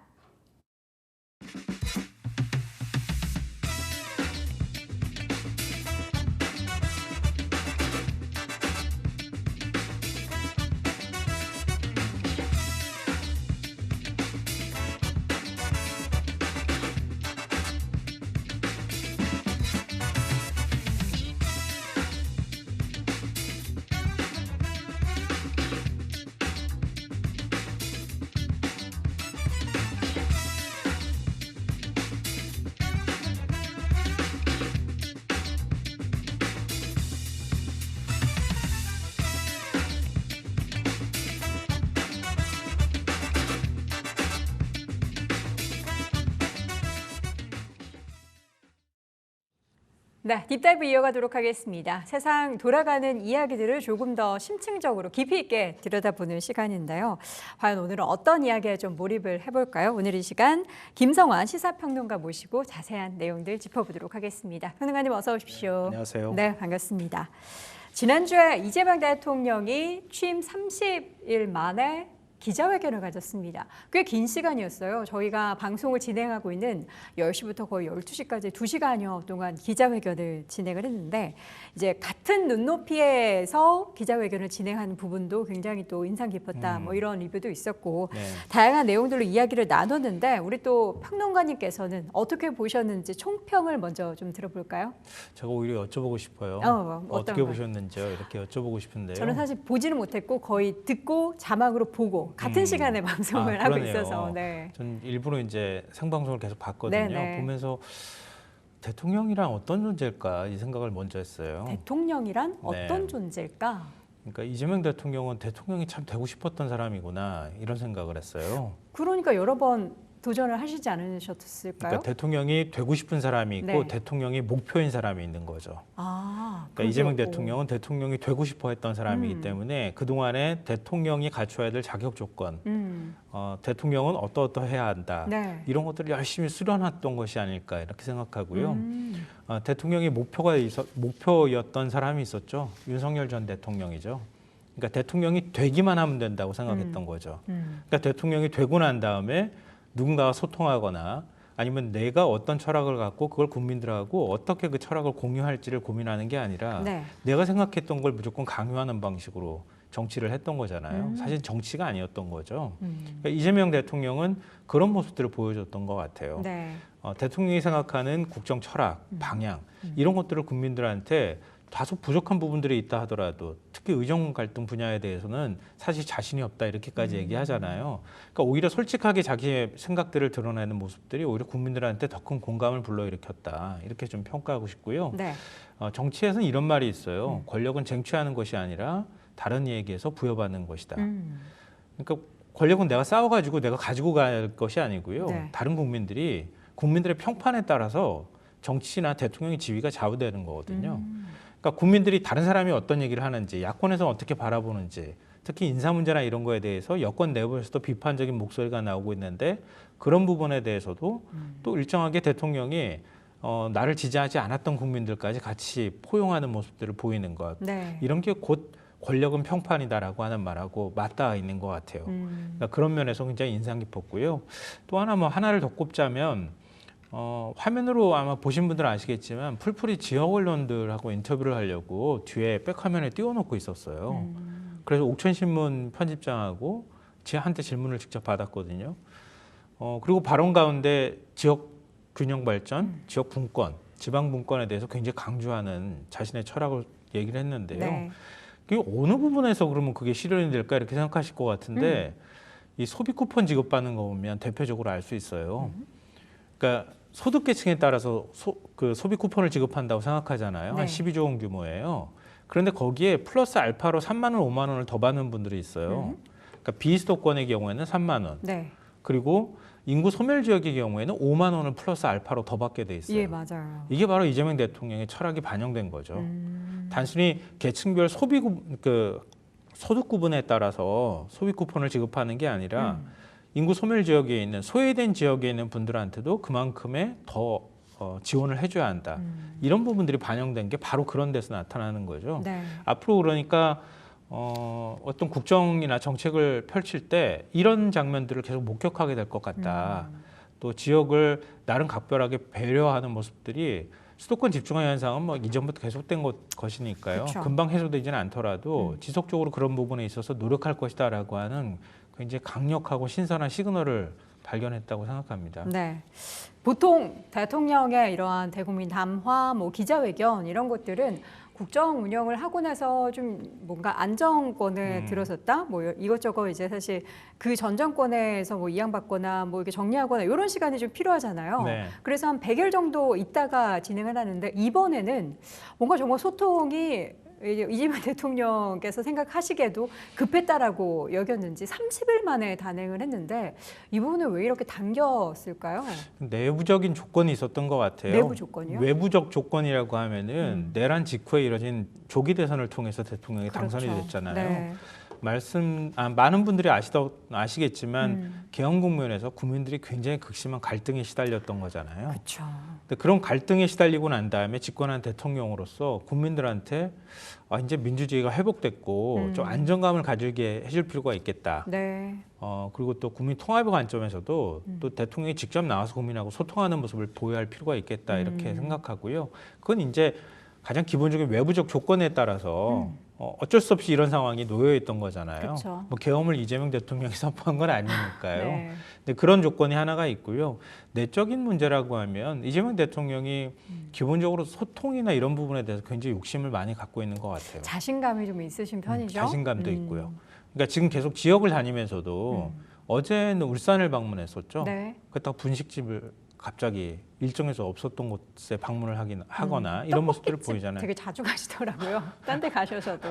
그 지역 떡볶이 맛을 봐야 약간 뭔가 맛집 간다라는 그런 느낌이 좀 들긴 하는데. 예, 네. 그렇기도 하고 충청권에 가서도 지역 주민들하고 300명을 그냥 그 선착순 지원받듯이 미리 이제 짜고 뭔가를 하는 게 아니라 네. 그냥 민원을 듣듯이 대통령이 직접 상대를 해주는 거예요. 어찌 보면 대통령이 격이 좀 떨어진다고 생각할 수도 있어요. 격을 허무는 그런 대통령이 되고 왜냐하면 싶었던 그런 거죠? 민원은 뭐 온라인 창구를 통해서 하거나 아니면은 구청장이 해야 되는 것 같은 그런 얘기들이 계속 나왔단 말이에요. 직접 이렇게 통해서 오는 게 아니라 네, 그냥 국민을 바로 직접 그냥. 만나겠다. 어떤 시나리오도 갖고 있지 않은 상태에서 약간 계속 그런 얘기를 느낌인데요. 듣잖아요. 회장이 있고 기업의 큰 총수가 있고 저기 이제 본부장님을 거쳐서 뭔가 의견이 올라와야 되는데 예. 직접 말단 사원을 만나겠다 이런 느낌인 건가요? 본부장은 굉장히 불편하죠 이러면은. 네. 그런데 그런 모습들을 보인다는 거예요. 근데 그런 얘기를 들을 때 네. 예를 들면 대통령이 그런 얘기를 잘 안 들으려고 하는 이유가 뭘까? 답을 내놔야 되겠다고 하는 강박관념 이게 하나가 있을 것 같고요. 자꾸 그런데 시달리기 시작하면 물론 이제 집권 초반기니까 이재명 대통령도 이 후반기로 가면 갈수록 계속 이런 행보를 보일 수 있을지는 제가 장담할 수는 없을 것 같은데요. 그런 그 많은 국민들의 얘기를 직접 들을 때 느끼는 대통령의 피로감은 굉장히 클 수 있거든요. 네.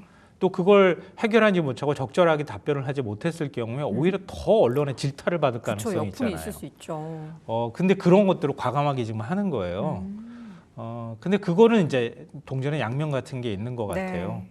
그러니까 굉장히 좋게 보이죠, 일단은. 왜냐면 이전 대통령은 그렇게 하지 않았기 때문에. 근데 달리 말하면은 자신감이 넘치다 못해 이 자신감이 오히려 더 나중에 화를 부르지 않을까라고 하는 걱정이 조금 있어요. 뭐 그러니까 일장일단이 자신감이라고 있겠죠? 하는 게 자신감이 지나치면 자만이 되거나 혹시라도 자칫하면. 실수를 살 수도 있잖아요. 그런 면에서는 사실은 그 우려 섞인 시선도 저는 있을 수 있다고 봐요.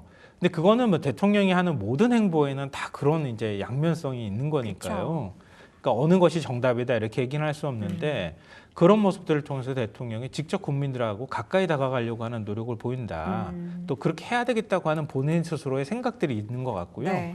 그게 아마 성남시장, 경기도지사 그리고 야당 대표 또 지역구 국회의원을 다 두루두루 거쳤을 때 굉장히 행정 경험이나 민원인을 상대했던 경험들이 굉장히 많기 때문에 가능한 태도가 아닐까 그렇게 생각합니다. 그러니까 과거의 행보랑 비슷한 그 뭐랄까요 스탠스를 대통령이 돼서도 계속 유지를 하고 있다라는 점에서는 사실 저는 굉장히 또 긍정적인 행보다라는 생각이 드는데 또 그런 거 있잖아요. 네. 그 G7 정상회의 때 우리가 뭐 옵저버 자격이긴 하지만 참석을 했잖아요. 네네. 그게 이제 대통령으로서 외교 행보 첫 행보였거든요. 근데 이건 좀 윤석열 전 대통령 부부하고 비교하는 건 왜냐하면 워낙 특이한 사람이었기 때문에 비교하는 건 적절치는 않을 것 같긴 하지만 김건희 여사가 윤석열 대통령 밥 먹을 때 나가라고 이렇게 채근하는 모습 나왔던 영상이 굉장히 화제가 됐잖아요. 근데 이재명 대통령은 미리 그걸 시나리오 짠다고 해서 짜지는 게 아니란 말이에요. 뭐 룰라 대통령이나 이런 사람하고 과거 자기의 어떤 경험을 같이 소년공 시절의 얘기, 노동자 시절의 얘기를 한다거나 인도 모디 총리하고는 어깨동무를 한다거나 막 이런 식의 행동들이 스스럼없이 나오는 네. 거예요. 근데 사실 우리가 좀 부러워했던 거거든요. 우리나라 대통령이 보통 외교를 한다고 하거나 해외 정상들 다자외교 무대에 나가면 왠지 위축돼 보이거나 굉장히 딱딱해 보이거든요. 그러니까 특히 서구 쪽에 있는 대통령이나 총리나 이런 사람들 굉장히 자연스럽잖아요. 스킨십이 자연스럽죠. 네, 마크롱 대통령은 트럼프 대통령이 악수하려고 하니까 막 40몇 초 동안 얼굴 막 붉어질 때까지 서로 악수하면서 막 힘겨루게 하잖아요. 막 이러면서.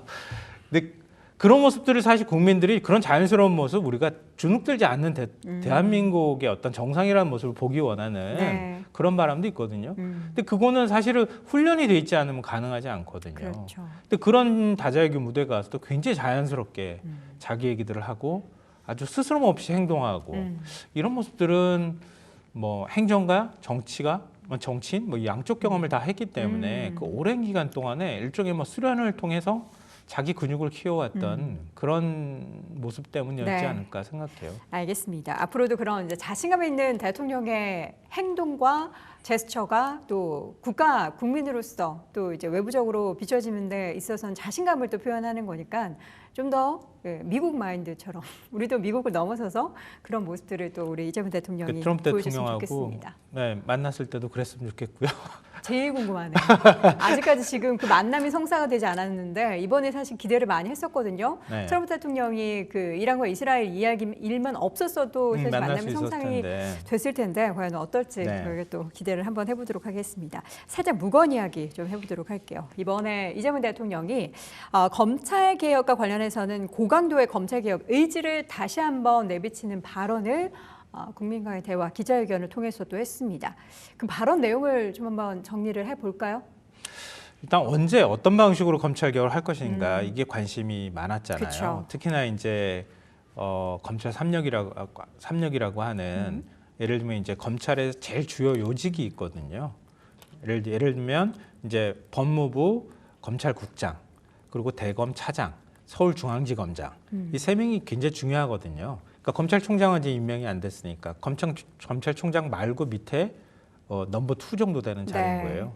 근데 많은 분들은 민정수석도 마찬가지지만 많은 분들은 그런 생각했던 거죠. 검찰 개혁을 한다고 하면은 최소한 비윤 쪽의 검사들을 임명한다거나 아니면 비검찰 출신의 예를 그 봉욱 그 민정수석도 마찬가지지만 원래 조국 전 민정수석 시절 생각하시면 될 것 같아요. 학자 출신을 민정수석에 임명한다거나 변호사 출신을 검찰 경력이 없는 사람을 임명한다거나 이런 방식들을 했거든요. 네. 근데 이번에는 친윤이라고 하는 조국 혁신당에서 이렇게 비판할 정도로 그런 검사들을 발탁해서 올린단 말이에요. 근데 그런 모습 보면서 검찰 개혁의 의지가 있기는 한 걸까라고 여권 내에서 오히려 반발하는 목소리가 있고요. 네. 다른 한편에서는 좀 이건 보수 진영 쪽에 가까운 얘기일 것 같은데 검찰 개혁을 하면 특히 이제 문재인 정부 시절에 검찰 개혁을 했는데 제대로 개혁도 못하고 일종의 법률 서비스를 받는 국민들 입장에서 사건 처리가 늦어진다거나 이런 부작용이 생겼다. 검찰 개혁하는 게 맞아? 검찰 해체하는 게 맞아? 뭐 이런 이제 반대 여론 두 가지가 있었단 말이에요. 맞아요.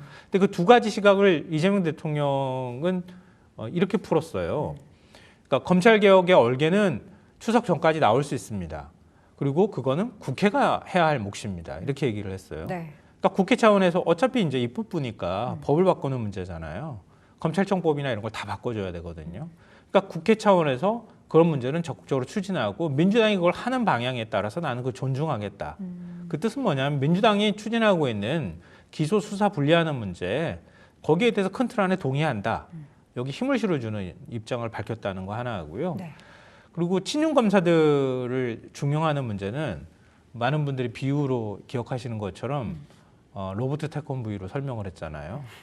로버트 태권브이는 그 자체는 힘이 굉장히 강하지만 거기에 영희가 타고 있느냐 철이가 타고 있느냐 누가 타고 있느냐에 따라서 그쵸. 조종하는 사람에 따라서 태권브이는 달리 움직일 수 있다. 이게 공무원 사회 특히 검찰을 지목하듯이 얘기를 했단 말이에요. 네. 그러니까 지금 우려하는 목소리 내가 충분히 알고 있고 검사도 공무원이고 다른 일선 공무원들도 다 공무원이다. 공무원을 너무 정치적인 시각으로 바라보는 건 문제가 있다. 그리고 내가 그 정도 자신감이 있으니까 그런 사람들 임명한 거다. 네. 만약에 말을 안 따르면 바꿔버리면 된다. 이런 시각을 보인 거예요. 근데 그 부분에 있어서는 저는 일단은 제일 중요한 시그널은 그거였던 것 같아요. 공무원 전체가 바라볼 때는 공무원 사회에서 바라볼 때는 아마 어떤 정권을 부역했다고 하는 딱지가 달린다거나 이런 공무원들은 굉장히 두려움에 떨었을 거예요. 다 감찰을 받거나 공직기강 뭐 확립한다고 막 사정 광풍이 불거나 이러지 않을까라고 하는 그쵸. 두려움에 떨었을 거거든요. 그런 공무원들 입장에서는 안도의 한숨을 가슴을 훅 쓸어내렸을 것 같아요. 아니 그건 책임을 그런 방식으로 묻는 게 아니라 윤석열 대통령이 그렇게 지시하고 했기 때문에 그 방침에 공무원들이 따른 거지. 공무원이 주체적으로 한 건 아니야. 그러니까 우리가 공무원 영혼이 없다고 얘기하는 거 그게 맞지. 뭐 일부 공무원이 영혼이 있다 하더라도 난 얼마든지 통제 가능해. 이런 자신감과 함께 공무원 사회를 좀 안심시켜주는 그런 역할을 했다고 보고요. 네. 또 반대로 볼 때는 좀 불안한 마음이 있는 거죠. 왜냐하면 검찰 개혁을 이런 방식으로 할 것 같았으면 뭐 다 했지. 검찰이 얼마나 무서운 괴물 같은 조직인데 지금 이재명 대통령이 생각하는 대로 잘 될까? 안 되면 어떡하지? 라고 하는 여권 내 우려의 시선이 있는 것도 사실이죠. 네. 앞으로 어떻게 될지는 사실 지금 시점에서는 저희가 속단하거나 전망을 내리는 것도 사실 쉽지는 않을 것 같아요. 근데 큰 틀 안에서는 결론이 저는 나와 있다고 봐요. 그러니까 검찰이 가지고 있었던 검찰이 무소불위의 조직이라고 평가받았던 건 뭐냐면 검사는 기소독 정권을 갖고 있잖아요. 영장 청구권도 검사만 오로지 네. 갖고 있을 수 있는데요. 그건 영장 청구권은 공수처가 생기면서 검찰의 검사만 가지고 있는 건 아닌 게 돼버렸어요. 그건 깨졌고요. 네. 그 다음에 나머지는 이제 기소독 정권인데 그 헌법상 권한이에요. 그러니까 그건 건드릴 수가 없어요. 그리고 나머지 이제 수사권에 관한 부분인데요. 그러니까 문재인 정부 때 굉장히 의미심장한 일이 있었는데요. 검찰은 헌법기관이다 이렇게 얘기를 했어요. 그게 헌법재판소까지 갔거든요. 왜냐하면 검찰이란 조직을 헌법이 규정하고 있는 헌법기관이기 때문에 이거는 다른 방식으로 검찰의 권한을 축소하거나 마음대로 검찰을 해체해서는 안 된다. 이런 입장을 밝힌 거예요. 네. 그러니까 헌법상 기구들이 있단 말이에요. 감사원도 역시 마찬가지거든요. 그러니까 마음대로 바꿀 수 없어요. 헌법을 바꿔야 되거든요. 또 헌법재판소가 그랬어요. 검찰은 헌법기구가 아니야. 이렇게 얘기를 했어요. 네. 헌법을 보시면 아시겠지만 검사에 관한 지위만 있을 뿐이지 검찰에 관한 거는 헌법에 없어요. 그거는 검찰청 법에서 규정하는 거거든요. 네. 그러니까 검찰을 어떤 방식으로든 개혁하는 거는 행정기관 개편하듯이 할 수 있다는 뜻이에요. 그 얘기는. 그러니까 검사가 가지고 있는 권한이라고 하면 기소권이니까 검찰은 기소만 전문으로 담당하는 기소청이든 공소청인 재판을 담당하고 있는 거거든요. 그런 기구로 만들고 그리고 수사에 관한 부분은 그건 행정적인 판단에 따라서 결단에 따라서 어떤 조직에서든 하면 되는 거예요. 네. 그러니까 그 부분에 있어서 중대범죄수사청이든 만들자 뭐 이렇게 하는 건데요. 다만 이제 그 이재명 대통령의 시각은 그건 것 같아요. 경과구정이라고 우리가 얘기를 하잖아요, 보통. 자, 법 바꿨으니까 내일부터 검사들은 다 이제 그 기소만 하거나 아니면은 수사를 담당하는 경찰로 가든가 뭐 선택해. 그러면 내일부터는 하지 마, 수사하지 마 이렇게 할 수는 없잖아요. 그렇죠. 그러니까 검찰을 개혁한다 하더라도 기구를 바꾸고 뭐 건물도 옮겨야 되고 이사도 해야 되고 서로 간에 업무가 안착되는 과정이 필요하잖아요. 특히 이제 검찰이 수사권을 놔버리게 되거나 이럴 경우에는 검사의 상당 부분 수사를 담당할 사람들은 어느 곳인가를 이동을 해야 되거든요. 중대범죄수사청으로 이동을 하거나 이동을 해야 하고 경찰도 일부 거기에 결합할 거예요. 검찰 수사관도 또 옮겨야 할 필요가 있을 거고요. 근데 그렇다면 그 기간이라는 게 필요하잖아요. 그 기간 동안에 그럼 대한민국 수사는 올스톱이 돼야 하는가? 그렇지 않다는 거죠. 그런 문제를 어떻게 스무스하게 개혁해 나갈 것이냐. 이런 게 하나가 있고요. 마지막 한 가지는 이재명 대통령도 언급했는데 경찰의 비대화 문제예요. 경찰의 비대화. 예, 경찰이 지금도 수사권을 많이 가져왔잖아요. 근데 윤석열 정권 들어서 가지고 다시 그거 다 되가져갔다고 해도 과언이 아닐 정도로 시행령으로 그걸 가져갔거든요. 네. 근데 그것만 아니라고 하면 경찰이 굉장히 많이 수사를 거의 전체 수사의 90%를 담당하고 있어요. 근데 검찰이 하는 수사까지 만약에 거기서 검찰이 손을 놓게 된다고 하면 그 경찰로 넘어갈 것인지 어디로 갈 것인지가 정리가 안 되면 혼란도 있고 또 일정 부분 경찰의 비대화 문제가 걸리고요. 또 그 기관들을 어떻게 다 통솔할 것이냐. 국가수사위원회를 총리실 산하에 두도록 한 것도 네. 그럼 어떻게 그걸 독립적으로 운영할 거냐. 뭐 여러 가지 문제들이 있는 거예요. 그러니까 그런 문제에 있어서 그러니까 한 번에 개혁은 한다 하더라도 개혁에 따라서 일정하게 부작용은 불가피하게 나타나더라도 거기에 따라서 혼란이 막 커지거나 이렇게 하지 않은 방향으로 개혁해 나가겠다.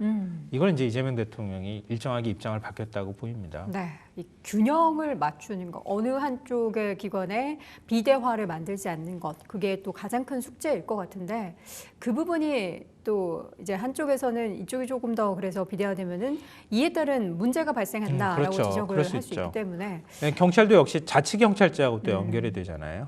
그러니까 일반적으로 우리 생활 민생형 치안을 담당하거나 민생과 관련되어 있는 소소하게 발생하는 뭐 범죄나 이런 것들이 많거든요. 네. 미국 같은 경우에는 중대범죄수사청이라고 우리가 얘기하는 게 FBI 같은 따로 기구거든요. 그러니까 일반적인 어떤 지자체, 자치단체 산하에 있는 자치경찰이 그걸 담당하고 중요한 범죄에 관한 수사는 FBI 같은 중대범죄수사청에서 담당하고 이런 식으로 경찰도 업무 분장을 해야 되는 거죠. 그러니까 거기 단계까지 나가는 데는 아직도 여기까지 못 왔거든요. 근데 그런 데까지 시간이 좀 많이 필요할 거라는 거죠. 알겠습니다. 가장 또 우리 최근에 핫 이슈는 부동산 관련한 정책입니다. 6억 대출이라는 한계 때문에 요새 어디 집 사려면 이 정도 돈은 있어야 된다 하면서 현금이 얼마나 필요한지에 대한 이야기들이 참 많이 나옵니다. 그런데 이번 기자회견을 통해서 이 대책은 맛보기에 불과하다.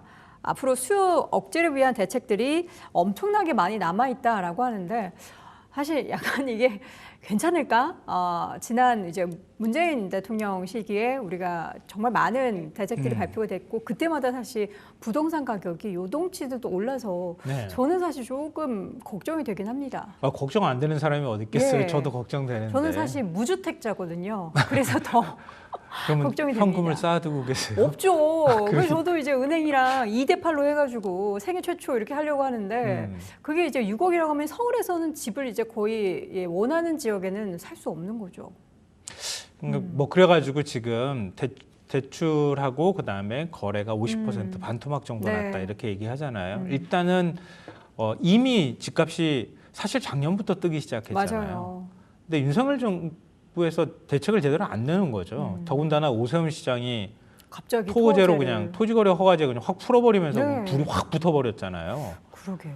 그러니까 불은 다 이전 정부에 붙여놨는데 빨리 해결해. 막 이렇게 지금 매의 눈으로 우리가 쳐다보는 상황인데 꺼주실 것 같거든요. 굉장히 부담스러울 거예요. 네. 더군다나 문재인 정부의 교훈이 있거든요. 그래서 어떤 방식으로든 부동산은 잡아야 되겠다는 생각을 할 거예요. 네. 더군다나 지금 코로나 때도 또 그 전으로 거슬러 올라가면은 2008년 리먼 사태 이후에 그때 엄청나게 많은 양적 완화가 시작이 됐고 그다음에 코로나 때 또 돈이 풀렸잖아요. 근데 이 어마어마하게 많은 돈이 시장에 풀렸기 때문에 거기다 또 일종의 대외 리스크라고 얘기할 수 있는 전쟁까지 막 터지면서 물가가 막 뜨면서 인플레이션이 막 일어나기 시작했잖아요. 그러니까 그럴 때 자산 가치가 자연스럽게 올라가는 거죠. 돈 가치가 네. 떨어지니까. 그러니까 부동산을 자극할 수밖에 없는 환경이 돼 있는 건 맞아요. 근데 그걸 어떻게 할 것인지에 대한 대책은 굉장히 종합적이어야 할 필요가 있을 거예요. 근데 이게 너무 한꺼번에 확 빠른 시기에 올라오니까 결국은 일단은 그 투기 심리를 확 조여주는 작업을 하기 위해서 일시 멈춤. 요게 한 정도 요게 문재인 정부 때도 그 효과를 측정한 것들을 보면 한 6개월 정도는 간다 그래요. 6개월. 예, 이런 식의 대출 규제 효과가 그럼 그 6개월 지나면 약발이 떨어지잖아요. 네. 그러니까 모든 경제 정책이 다 마찬가지지만 적응하게 되거든요, 시장이. 적응하면 그 다음에 또 다른 어떤 방법들이 등장하게 되거든요. 요새 그래서 신용대출이 그렇게 늘고 있대요. 그러니까 그런 방식으로 네. 이제 계속 다른 출구를 찾게 되는 거예요. 일종 풍선효과가 나타나는 네. 거거든요.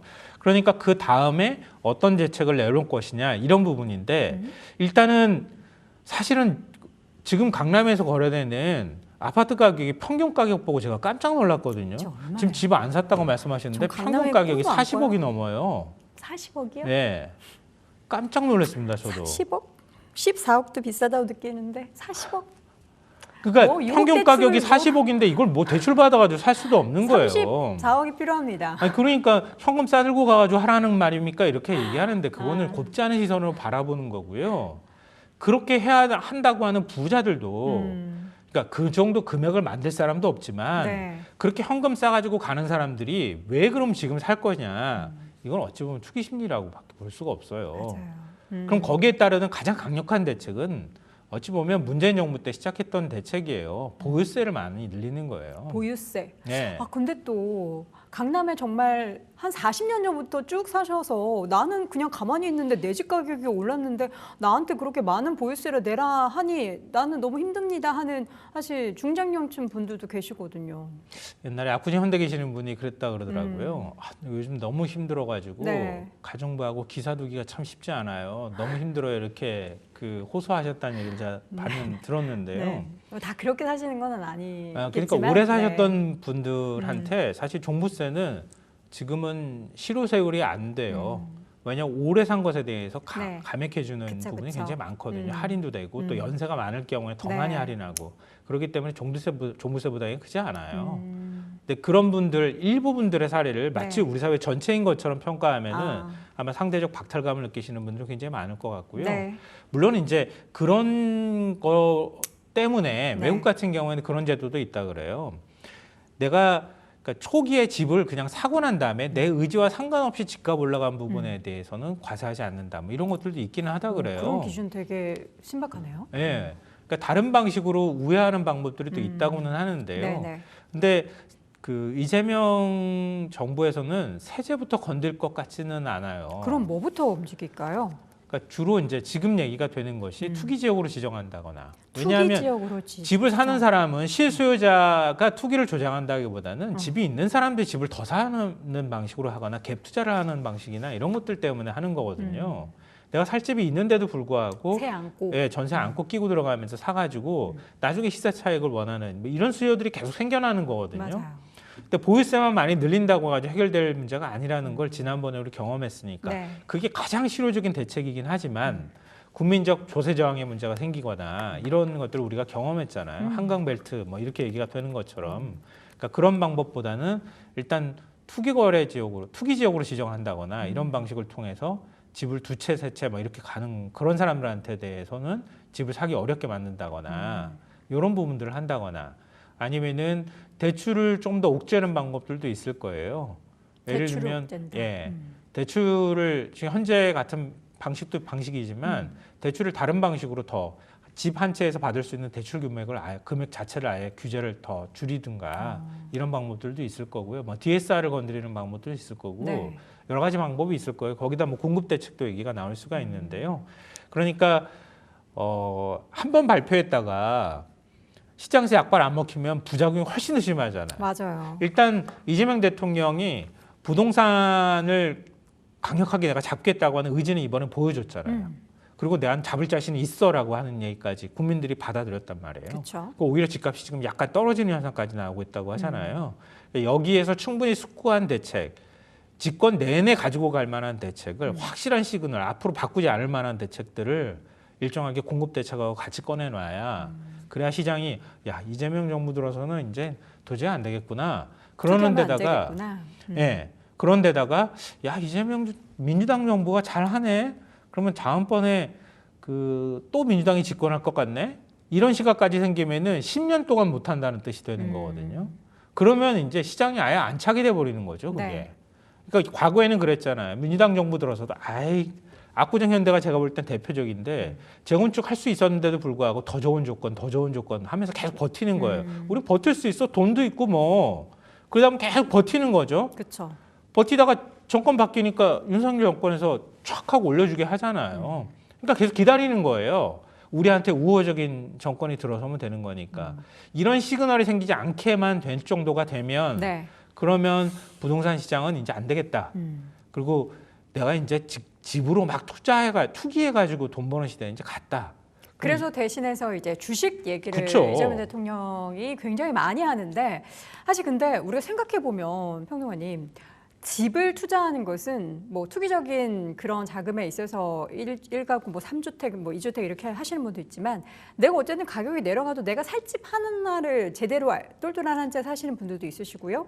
근데 그게 또 주식과 부동산 투자에 있어서 이게 결이 같다라고 보기엔 좀 어려운데 많은 국민들이 부동산 대신 주식으로 투자를 생각해서 이렇게 옮겨오는 그러한 자금들이 많아질까요? 장담하기 쉽지 않을 것 같긴 그렇죠. 해요. 예, 왜냐면 말씀 이게 끌고 올 수 없으니까요. 단시간에 예. 만들어진 게 아니잖아요. 그러니까 약간 주식 투자 관련해서 요새 또 그 배당 관련해서도 세제를 조금 더 완화해주는 그런 정책들이 네네. 나오고는 있긴 하지만 이게 또 주식이 안전자산이 아니거든요. 그렇죠, 위험자산이거든요. 그렇죠. 네, 그렇기 계속 때문에 사실 뭐 집도 그래요. 어찌 집도 보면. 위험자산입니까? 집도 계속 집값이 올라가고 내려가고 하는 현상들이 나타났죠. 근데 집은 어쨌든 내려가면 그냥 내가 살면 되잖아요. 내가 거기 그냥 살면 되는 주식도 거니까. 갖고 있으면 되죠. 아니 주식 갖고 있으면 아니 평론가님 갖고 있으면 그거 언제 오를 줄 알고 갖고 있으니까. 네. 그게 참 어려운 문제인 것 맞아요. 같아요.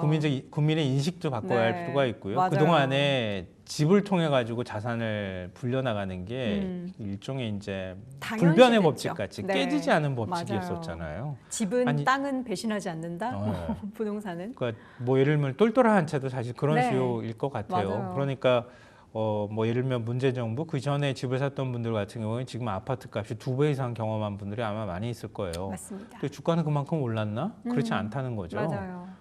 그리고 아까 말씀하셨던 것처럼 집이라고 하는 건 필수재이기도 하잖아요.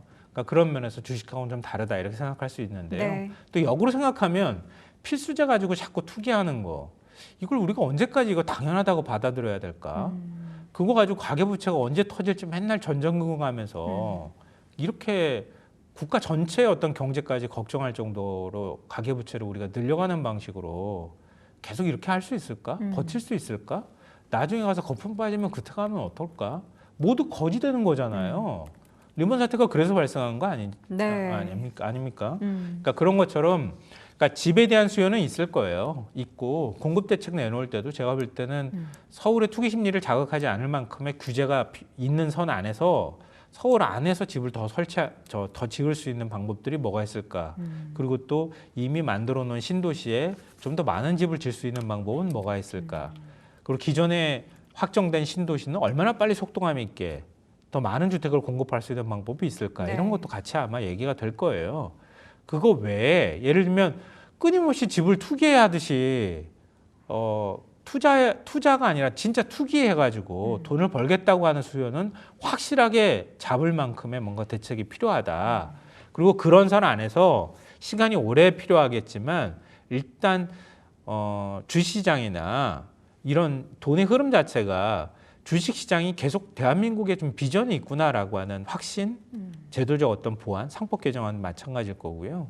그런 것들이 동시에 맞물려 들어가야 될 것 같아요. 한순간에 뭐 하나 짠하고 해서 만들어질 수 있는 부분은 아닐 것 같고요. 그러니까 이재명 대통령도 이제 그런 투기 수요, 집 가지고 자꾸 장난치지 마라. 가만 안 놔둘 거야. 그렇게 경고 신호를 보내는 것과 동시에 그런 한국 기업들을 살리기 위해서라도 주식시장에 돈이 들어와야지 주식시장을 살릴 수 있도록 더 노력할 거야. 라고 하는 시그널 2개는 줬다고 생각해요. 네. 근데 그걸 구체화할 수 있는 대책을 어떻게 만들 것이냐, 거기에 시장이 어떻게 반응할 거냐, 이런 부분들이 좀 과제로 남아있다고 봐요. 사실 그 인식 자체, 투자에 대한 인식 자체를 한순간에 바꾸는 거는 너무 어려운데 어렵죠. 우리가 예. 미국의 사례를 늘 이야기하죠. 그 은퇴 자금의 상당 부분 50% 이상이 미국 같은 경우에는 이제 강제적으로 그게 또 이제 주식으로 이전이 돼서 부동산 대비해서의 주식 비중이 굉장히 높습니다. 그리고 미국의 S&P 500을 생각하면 장기적으로 계속해서 우상향을 보였잖아요. 근데 상대적으로 이제 코스피를 보면은 정말 오랜 기간 박스피에서 탈출하지 못하는 모습들을 보였기 때문에 국민 투자자로서의 믿음이 사실 그렇게 많지 않은 시장인 건 틀림없는데 일단 대한민국에 아까 굉장히 흥미로운 말씀하셨는데 퇴직연금요. 얼마 전에도 정부가 대책을 내놨었잖아요. 그러니까 국민연금은 가장 바닥에 깔려 있는 거고 물론 그 아래는 기초연금도 있고 하지만 그걸 전체적인 어떤 틀 안에서 보자면 국민연금이라고 얘기하면 그 위에 사실 퇴직연금이 올라가 있는 거란 말이에요. 근데 우리는 기업에다 맡겨놨어요. 중간정산도 하고 막 써버렸어요. 그리고 일반적으로 퇴직금을 적립도 잘 안 하는 그룹에서 이제 부동산 문제도 투자해야죠. 있고. 집 사고 그런 분들이 대부분이에요. 제 친구도 얼마 전에 네. 그렇게 퇴직금을 미리 빼서 집 사는데 일조했다라고 합니다. 그러니까 그런 퇴직연금을 일종의 노후 보장을 위한 용도로 사용될 수 있게 네. 또 독일이나 유럽 같은 경우도 마찬가지지만 퇴직연금을 그래서 민간이 불리는 방식도 있거든요. 그러니까 그냥 쌓여서 가만히 있는 돈이 아니라 네. 그게 계속 돈을 만들 수 있도록 민간기관에 위탁해가지고 민간기관에서 퇴직연금을 불려나가는 방법들도 있을 거고 근데 무엇보다 다 일단 기본적으로 퇴직연금을 적립하도록 제도적 뒷받침을 해주는 것, 그리고 그 퇴직연금을 이렇게 막 사서 쓰는 돈이 아니라 노후대 비용이라고 하는 개념이 만들어지고 또 그게 자연스럽게 민간으로 들어가면 시장에 또 투자가 될 거 아닙니까? 근데 그게 이제 주식시장이나 네. 이런데 투자금으로 들어오게 될 때 주식시장이 더 활성화되는 거죠. 그러니까 그런 제도, 이게 굉장히 중요한 제도인데 사실 사회적 관심은 좀 상대적으로 떨어지는 것 같아요. 근데 그런 퇴직연금 문제만이라도 어느 정도가 사회적으로 정착이 될 수 있는 대책이 나온다고 하면은 네. 이것도 또한 뭐 노후 문제뿐만 아니라 주식시장에도 굉장히 영향을 많이 미칠 수 있다고 봅니다. 네. 아직 부동산 시장을 얼어붙게 만든다라기보다는 이제 과도한 집값의 상승이 있었고 이것을 정상화하는 데는 정말 많은 시간과 노력들이 필요할 것 같고요. 집값이 좀 떨어져야 돼요. 그러니까 집값이 떨어진다라는 그 기준도 사실 각 지역에 계신 분들이 근데 여기 이 지역 집값 많이 오르지 않았습니까 하면은 우리는 지금 이걸 올려서 우리 자산을 불려야 되는데 무슨 소리냐 하는 그런 불만 분명히 있을 수 있습니다. 맞습니다. 그러니까 예, 그게 약간 정치에 대한 평균을 만들어서 불만으로거든요. 근데 또 안 오른 지역도 분명히 있단 말이죠. 그렇죠. 지금 예. 뭐 주로 강남권을 중심으로 해서 맞습니다. 집값이 강남, 많이 뭐 올랐고 마포 뭐 이런 서울 네, 일부 한강벨트 지역. 쪽이고 네. 그렇지 않은 뭐 강북이나 이런 쪽은 거의 집값이 안 올랐거든요. 오히려 수도권 조금만 서울 벗어나기 시작하면 네. 오히려 집값이 빠졌는데 지방은 뭐 더 많이 빠졌죠. 네, 그거하고 뭐 비교하기는 좀 어려울 것 네. 같아요. 그거하고 아까 말씀드렸던 지방 분권에 관한 문제 네. 이런 것들을 동시에 같이 그러니까 이게 모든 제도는 하나가 뭐 만병통치약이 될 수는 없을 것 같고요.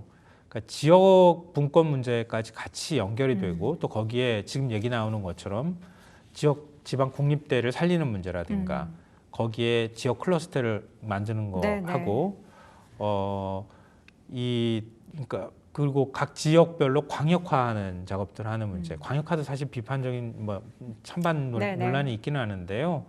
그러니까 그런 것처럼 그 5국 2특과 같은 정책들을 동시에 병행하는 거 이런 것들이 다 산업 문제하고 맞물려 있는 것 같아요. 어렵네요. 얘기하다 보니까 굉장히 어려운 문제고요. 할 일이 되게 많아요 이번 정부가. 해야 할 그래서 일도 그런 많고요. 얘기를 해요. 저도 평론가로 계속 정권 한 5번 바뀌는 걸 네. 보니까요. 성과가 그 정부에서 보통 안 나요. 이 뭐 제도를 하려고 바꾸면. 하면은 이제 다음 정권으로 네. 또 그 혜택은 넘어가죠. 다음 정권이 보는 거거든요. 음. 그러니까 DJ가 그 IT나 이런 부분들 초고속 인터넷만 깔기 시작하고 이렇게 했던 게 당시에 버블이다 뭐 여러 논란이 많았지만 그게 대한민국의 경쟁력이 지금 되고 있는 근간이겠죠. 것처럼 그러니까 그런 것처럼 현 정부가 모든 걸 다 할 수 있다고 보기보다는 네. 여기에서 구조적인 것들을 어떻게 키울 수 있는가 이런 것들을 동시에 해나가야 될 것 같아요. 네.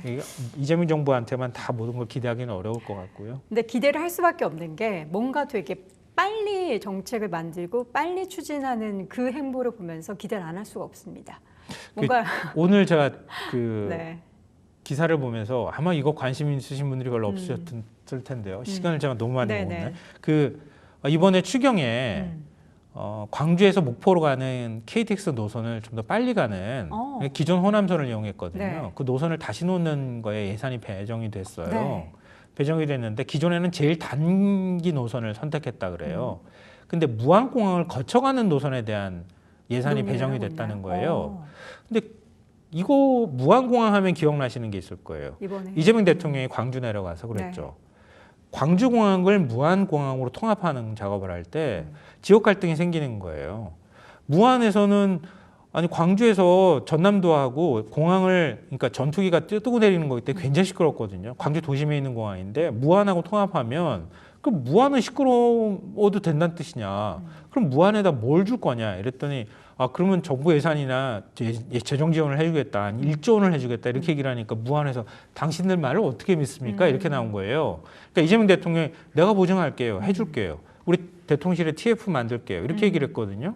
그러니까 무안공항을 거쳐가게 되면 그게 일종의 인센티브가 되는 거죠. 그러니까 광주공항을 이전하고 네. 무안공항에 확실히 지역에 일정하게 이제 뭐 혐오나 기피 시설이라고 할 수 네네. 있잖아요.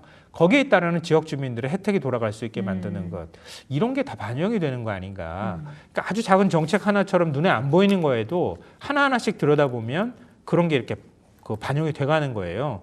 그럼 이런 게 지금 당장 효과는 눈에 안 보일 수 있겠지만 지역 갈등을 완화하는 효과로도 이어지고 지역의 일종의 이제 지역 갈등의 요소들이 해결되는 문제가 있고 나중에 장기적으로 보면 또 지역 분권이나 지역 균형 발전에도 기여하는 측면이 있을 거예요. 요런 하나하나 것들을 하나하나를 주목을 해서 좀 봐야 되지 않을까 싶어요. 알겠습니다. 그런 내용들은 저희가 또 계속해서 우리 평론가님 모시고 하나 요목조목 그 행보를 여러분께 전달해 드리도록 하겠습니다. 자, 오늘 김성환 시사평론가 함께했습니다. 평론가님 고맙습니다. 고맙습니다.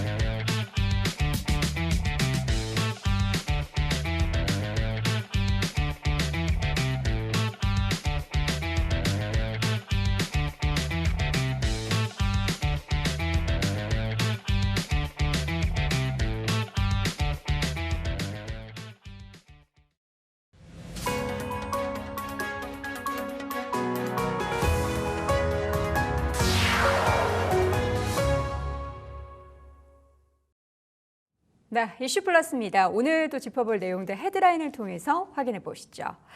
CJ 올리브영이 드디어 미국의 오프라인화의 진출을 본격화하고 있습니다. 동원산업은 수산업을 향한 친환경 전환에 나서고 있는데요. 자세한 내용 들어보겠고요. 파라다이스의 아쉬운 환경지표 관련한 부분도 짚어보도록 하겠습니다. 자, 오늘 보도국의 신현수 기자 함께합니다. 기자님 어서 오십시오. 안녕하세요. 네, 반갑습니다. 자, 먼저 CJ 올리브영 이야기부터 하겠습니다. 저도 주중에 거의 한 번 정도씩 올리브영을 항상 방문하는 것 같은데 이제 미국에서 사실 지금 온라인이 엄청나게 들끓고 있는 가운데 오프라인 쪽에 카드를 내세웠다라고 합니다. 미국 시장의 지금 진출 방식이 좀 사뭇 다른 것 같은데요. 내용 확인해 볼까요?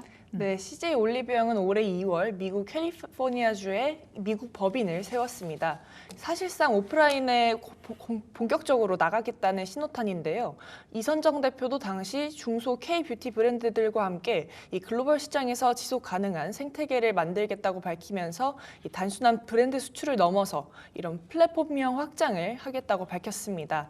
이번 미국 진출의 배경에는 이미 국내에서 포화 상태에 이른 그 매장 개수에 있습니다. 올리브영은 작년 말 기준 국내 매장 수 1,300여 개, 그리고 시장 점유율은 약 90%로 거의 사실상 국내를 독점하고 있는 수준이라고 보면 될 것 같은데요. 이제는 해외에서 새로운 파이를 키워나가야 되는 시점이고 일본에 이어서 미국 공략은 글로벌 1위 뷰티 시장이라는 점에서도 전략적으로 상징성이 크다고 할 수 있습니다. 네, 사실 국내에 여행 오는 외국인 관광객, 특히 뭐 미국인, 뭐 중국인, 일본인, 뭐 유럽인 할 것 없이 국내에 들어오면은 CJ 올리브영과 다이소는 필수 코스라고 하죠. 우리가 뭐 일본 가서 돈키호테 가는 것처럼요. 그런데 미국은 세계 최다의 시장이기도 하고 사실 이미 뭐 세포라나 울타뷰티 같은 막강한 로컬 강자들이 있는데 과연 올리브영은 이런 환경에서 어떤 가능성을 보면서 이렇게 미국을 선택하고 오프라인 매장을 선택을 한 걸까요? 네, 핵심은 이제 미국에서 K-뷰티에 대한 관심이 점점 올라간다라는 데 있는데요. 네. 식품의약품안전처에 따르면 최근 3년간 국내 화장품 수출액은 계속해서 증가하고 있는 상황입니다. 2022년 80억 달러에서 지난해 102억 달러로 연평균 13%나 증가했는데요. 이 중 미국향 수출액은 이 기간 8억 달러, 12억 달러, 19억 달러로 작년 기준 중국 다음으로 가장 많았습니다. 또 하나 중요한 기반은 올리브영의 자체 온라인몰인 글로벌몰인데요. 올리브영은 2019년부터 이 글로벌몰을 통해서 전 세계 150여 개국에 약 20만 개의 뷰티 제품들을 직배송하고 있습니다. 현재 약 245만 명의 글로벌몰 회원 중에서 가장 높은 매출 비중을 차지하는 것은 북미 시장이라고 합니다. 이런 배경 덕분에 시장에서도 올리브영의 진출이 어떤 무모한 도전이라기보다는 어느 정도 기반이 마련된 연착륙 시도라고 보고 있습니다. 네. 일각에서는 현재 올리브영의 이러한 미국 진출을 두고 회의로운 시각도 있습니다. 과거 중국에서 결국에 이제 오프라인 매장을 다 철수를 했던 그런 사례까지 좀 걱정을 하고 있는데 앞서 이야기했던 것처럼 뭐 세프라나 울타뷰티 이런 오프라인 매장도 사실 온라인 대비해서 계속해서 경쟁력이 있느냐에 대해서 의구심을 갖고 있는 마당에 CJ 올리브영이 과연 성공할 수 있을지 이런 신등록에 대해서는 좀 어떻게 보고 있습니까? 네, 앞서 CJ 올리브영은 2013년에 상하이 법인을 설립한 이후 네. 중국의 2017년까지 중국 내 오프라인 매장을 10개 정도까지 늘렸었는데요. 네. 하지만 사드 사태로 인한 한중 관계 악화와 현지에서의 낮은 브랜드 인지도 덕에 2020년을 전후로 모두 매장을 다 철수했습니다. 이와 관련해서 업계 한 관계자는 우리나라 사람들이 이 올리브영을 일상적으로 사용하는 것처럼 미국 소비자들 역시 이 세포라나 울타뷰티를 일상적으로 사용하고 있다면서 K-뷰티가 이 글로벌 트렌드로 자리 잡고 있긴 하지만 그 하나만으로는 미국 시장을 뚫기에는 아직 한계가 있어 보인다라고 밝혔고요. 이어 결국 미국 H&B 시장의 주류는 여전히 현지 뷰티 브랜드들인 만큼 올리브영이 어느 정도 영향력을 발휘할 수 있을지는 좀 지켜봐야 할 것이라고 덧붙였습니다. 네, 과연 올리브영 측에서는 이러한 또 신중론이나 회의론을 두고 어떻게 생각하는지가 궁금합니다. 자신감을 좀 내비치고 있는 것 같아요. 네, 그렇습니다. 올리브영 측은 이번 진출이 과거와는 결이 좀 다르다라는 점을 짚었는데요. 이 회사 관계자는 이 중국 시장에선 전략을 브랜드 단위로 전환한 것이지 단순한 철수는 아니다라고 선을 그었습니다. 그러면서 미국에는 세포라나 이 울타뷰티 등 강력한 오프라인 채널이 있지만 이들은 북미 그리고 서구권을 중심으로 한 포트폴리오라면 올리브영은 오로지 K-뷰티 브랜드들을 대거 보유하고 있다는 점에서 이 차별화와 경쟁력이 있다라고 말했고요. 그러면서 현재 이 K-뷰티가 북미에서 큰 인기를 끌고 있는 만큼 현지화된 마케팅과 브랜드 체험을 강화한다면 이 승산은 충분하다 본다고 설명했습니다. 네, 과연 CJ 올리브영의 이번 미국 진출 K-뷰티가 지금 엄청나게 인기를 끌고 있는 와중에 더욱더 불을 지필 만한 소식이 될 수 있을지 여부 여러분들 지켜보시기 바랍니다. 자, 이번에는 동원산업 이야기 좀 나눠보도록 하겠습니다. 지속가능 경영 보고서 내용을 보니까 동원산업은 여러분들이 뭐 잘 알고 계신 것처럼 참치 뭐 다들 많이 드실 거고요. 수산물 유통 그리고 원양어업 등을 주력으로 하고 있는 기업입니다. 최근에는 유통, 어획, 뭐 가공까지 전체적으로 친환경 체계를 도입하면서 ESG 역량 강화에 나서고 있다라고 하는데요. 특히나 이제 온실가스 감축 등 이러한 환경 부분에 있어서 의미 있는 성과를 또 기록을 하고 있다라고 합니다. 주요한 ESG 이행 성과부터 좀 확인을 해볼까요? 네, 동원산업의 온실가스 배출량부터 살펴보면 네. 이 동원산업은 지난해 스코프 1, 2, 즉 직간접 배출량을 당초 27만 톤으로 계획해놨습니다. 그러나 실제 배출량은 이보다 21% 이상 낮게 나타났는데요. 이와 함께 협력사와 공급망 전반의 간접 배출량인 스코프 3도 전년 대비 6.9% 줄어든 것으로 나타났습니다. 에너지 관리 측면에서는 전력 소비량도 이 당초 계획량보다 5% 낮게 나타났고 총 에너지 소비량까지 10% 이상 줄면서 감축 목표를 초과 달성했습니다. 네. 이처럼 온실가스와 에너지 사용량이 동시에 줄어든 건 이 동원 산업이 어획 그리고 가공, 유통 등 이 전방위에서 효율화한 전략으로 분석이 되고 있습니다. 자, 그렇다면 온실가스 감축, 에너지 절감 같은 정량적인 성과 외에도 보니까 포장재나 수산물 인증 같은 실생활에 굉장히 가까운 부분에 있어서도 변화가 좀 나타나고 있다라고 하는데요. 어떤 친환경 전환 노력이 있었을까요? 네, 동원산업은 먼저 순환경제라는 키워드를 중심으로 친환경 포장재를 사용하고 있습니다. 이 대표적인 변화가 포장재의 친환경 전환인데요. 이 전체 포장재 중 재활용 또 재사용, 퇴비화가 가능한 비율이 2023년 76%에서 지난해 90%까지 15%포인트 상승했습니다. 또 절감 가능한 포장재 사용량도 402톤에서 453톤으로 늘었고 더불어 수산물 인증 측면에서도 이 국제적인 기준인 MSC 인증 수산물 비중이 28%에서 32%로 확대됐고요. 또 매출도 13% 이상 늘어난 882억 원을 기록했습니다.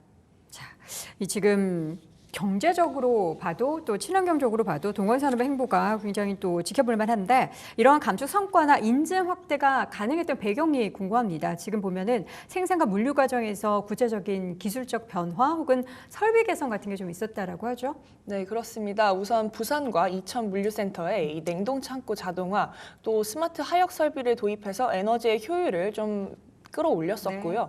해상 물류 쪽에서는 대형 선박의 운항 스케줄을 최적화해서 불필요한 연료 낭비를 줄였습니다. 또 어획 단계에서는 배터리 기반 어탐 드론, 또 AI 기반 선단 운영 기술을 도입해서 연료 효율화를 추진했고요. 이 덕분에 어획 효율은 유지하면서도 에너지 소비는 줄이는 구조가 가능해졌습니다. 네, 마지막으로 그럼 동원산업이 앞으로 어떤 ESG 전략을 좀 추가로 구상하고 있는지 또 이를 통해서 어떤 방향성을 제시하고 있는 건지도 궁금한데요. 네, 동원산업은 2020년 넷제로 달성을 추진하겠다라고 하면서 로드맵을 수립해 실행 중인데요. 네. 보고서에 따르면 앞으로는 MSC 인증 수산물의 비중을 더욱 확대하는 한편 포장재 역시 바이오 기반 친환경 소재를 강화하겠다라고 밝혔습니다.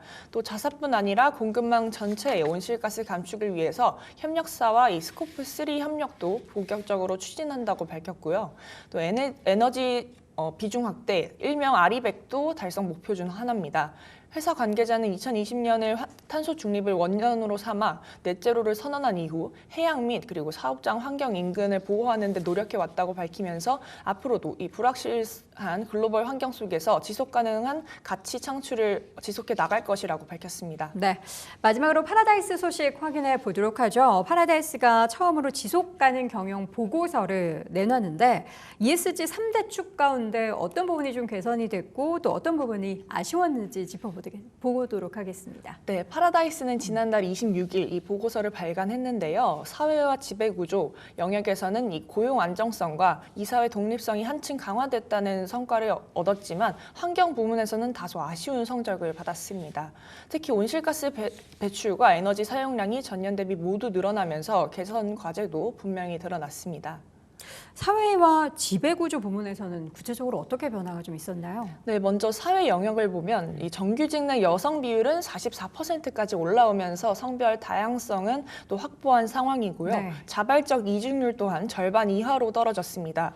지배구조 측면에서는 사회이사 5명, 이사회 5명 중 사회이사가 3명으로 사회이사 비중이 60%였습니다. 이는 계속해서 매년 10% 이상씩 사회이사 비중을 늘려온 결과로 보이는데요. 또 파라다이스는 카지노업 특성상 필수적인 자금 세탁 방지 교육을 전 직원을 대상으로 연 1회 실시하고 있었고요. 또 AI 기반 도박 중독 모니터링 시스템도 도입해서 윤리, 준법 경영 체제를 강화했습니다. 지금 환경 지표에서는 사실 좀 점수가 안 좋은데 온실가스와 에너지 사용량이 모두 다 늘었죠. 네, 그렇습니다. 지난해 파라다이스의 온실가스 직간접 배출량은 전년 대비 8.7% 증가했고요. 에너지 사용량도 비슷하게 증가했고 또 용수 소비량 그리고 폐기물도 각각 다 증가를 했습니다. 핵심 원인은 인천 파라다이스 시티의 복합 리조트 구조에 있습니다. 파라다이스 시티는 호텔 그리고 카지노, 컨벤션, 쇼핑 시설이 한데 묶여 있어서 고객 유입이 곧바로 냉난방, 조명, 전력 등 소비까지 다 늘어나게 되는 구조인데요. 실제로 파라다이스 시티는 자체 설정한 온실가스 목표와 에너지 배출량 목표를 25% 안팎으로 초과를 했습니다. 네. 배출권 거래제 할당 대상인데도 목표 달성에는 실패한 것이라고 볼 수 있습니다. 여기에 대해서 환경 지표가 좀 악화된 데에 대해서 회사 측은 어떻게 좀 설명하고 있나요? 네, 파라다이스 관계자는 이 파라다이스 시티 에너지 사용량 절감을 위해서 고효율 설비와 또 회전수 제어 설비, 폐열 회수 장비 도입 등을 통해서 다양한 에너지 절감 활동을 하고 있다라고 밝혔고요. 그러면서 이번에 초과 달성한 거는 고객 수 유입에 따른 증가라고 설명을 했습니다. 그러면서 향후 전사 차원의 온실가스 감축 전략과 에너지 효율 개선 조치를 강화하겠다면서 온실가스 배출량 및 에너지 사용량 산정 범위 또한 파라다이스 시티에 국한하지 않고 향후 전사 차원으로 넓혀 나갈 계획이라고 밝혔습니다. 네, 지속가능 경영 보고서 내용 파라다이스 자세하게 확인해봤습니다. 보도국 신현수 기자 함께했습니다. 고맙습니다. 감사합니다. 자, 오늘도 경제 시그널 10 함께 하셨습니다. 저희가 좀 지켜보고 있는 시장에 대한 내용들은 참 다양한데요. 내일 이 시간을 통해서도 좀 더 자세한 이야기 풀어보겠습니다. 시청해주신 여러분 고맙습니다.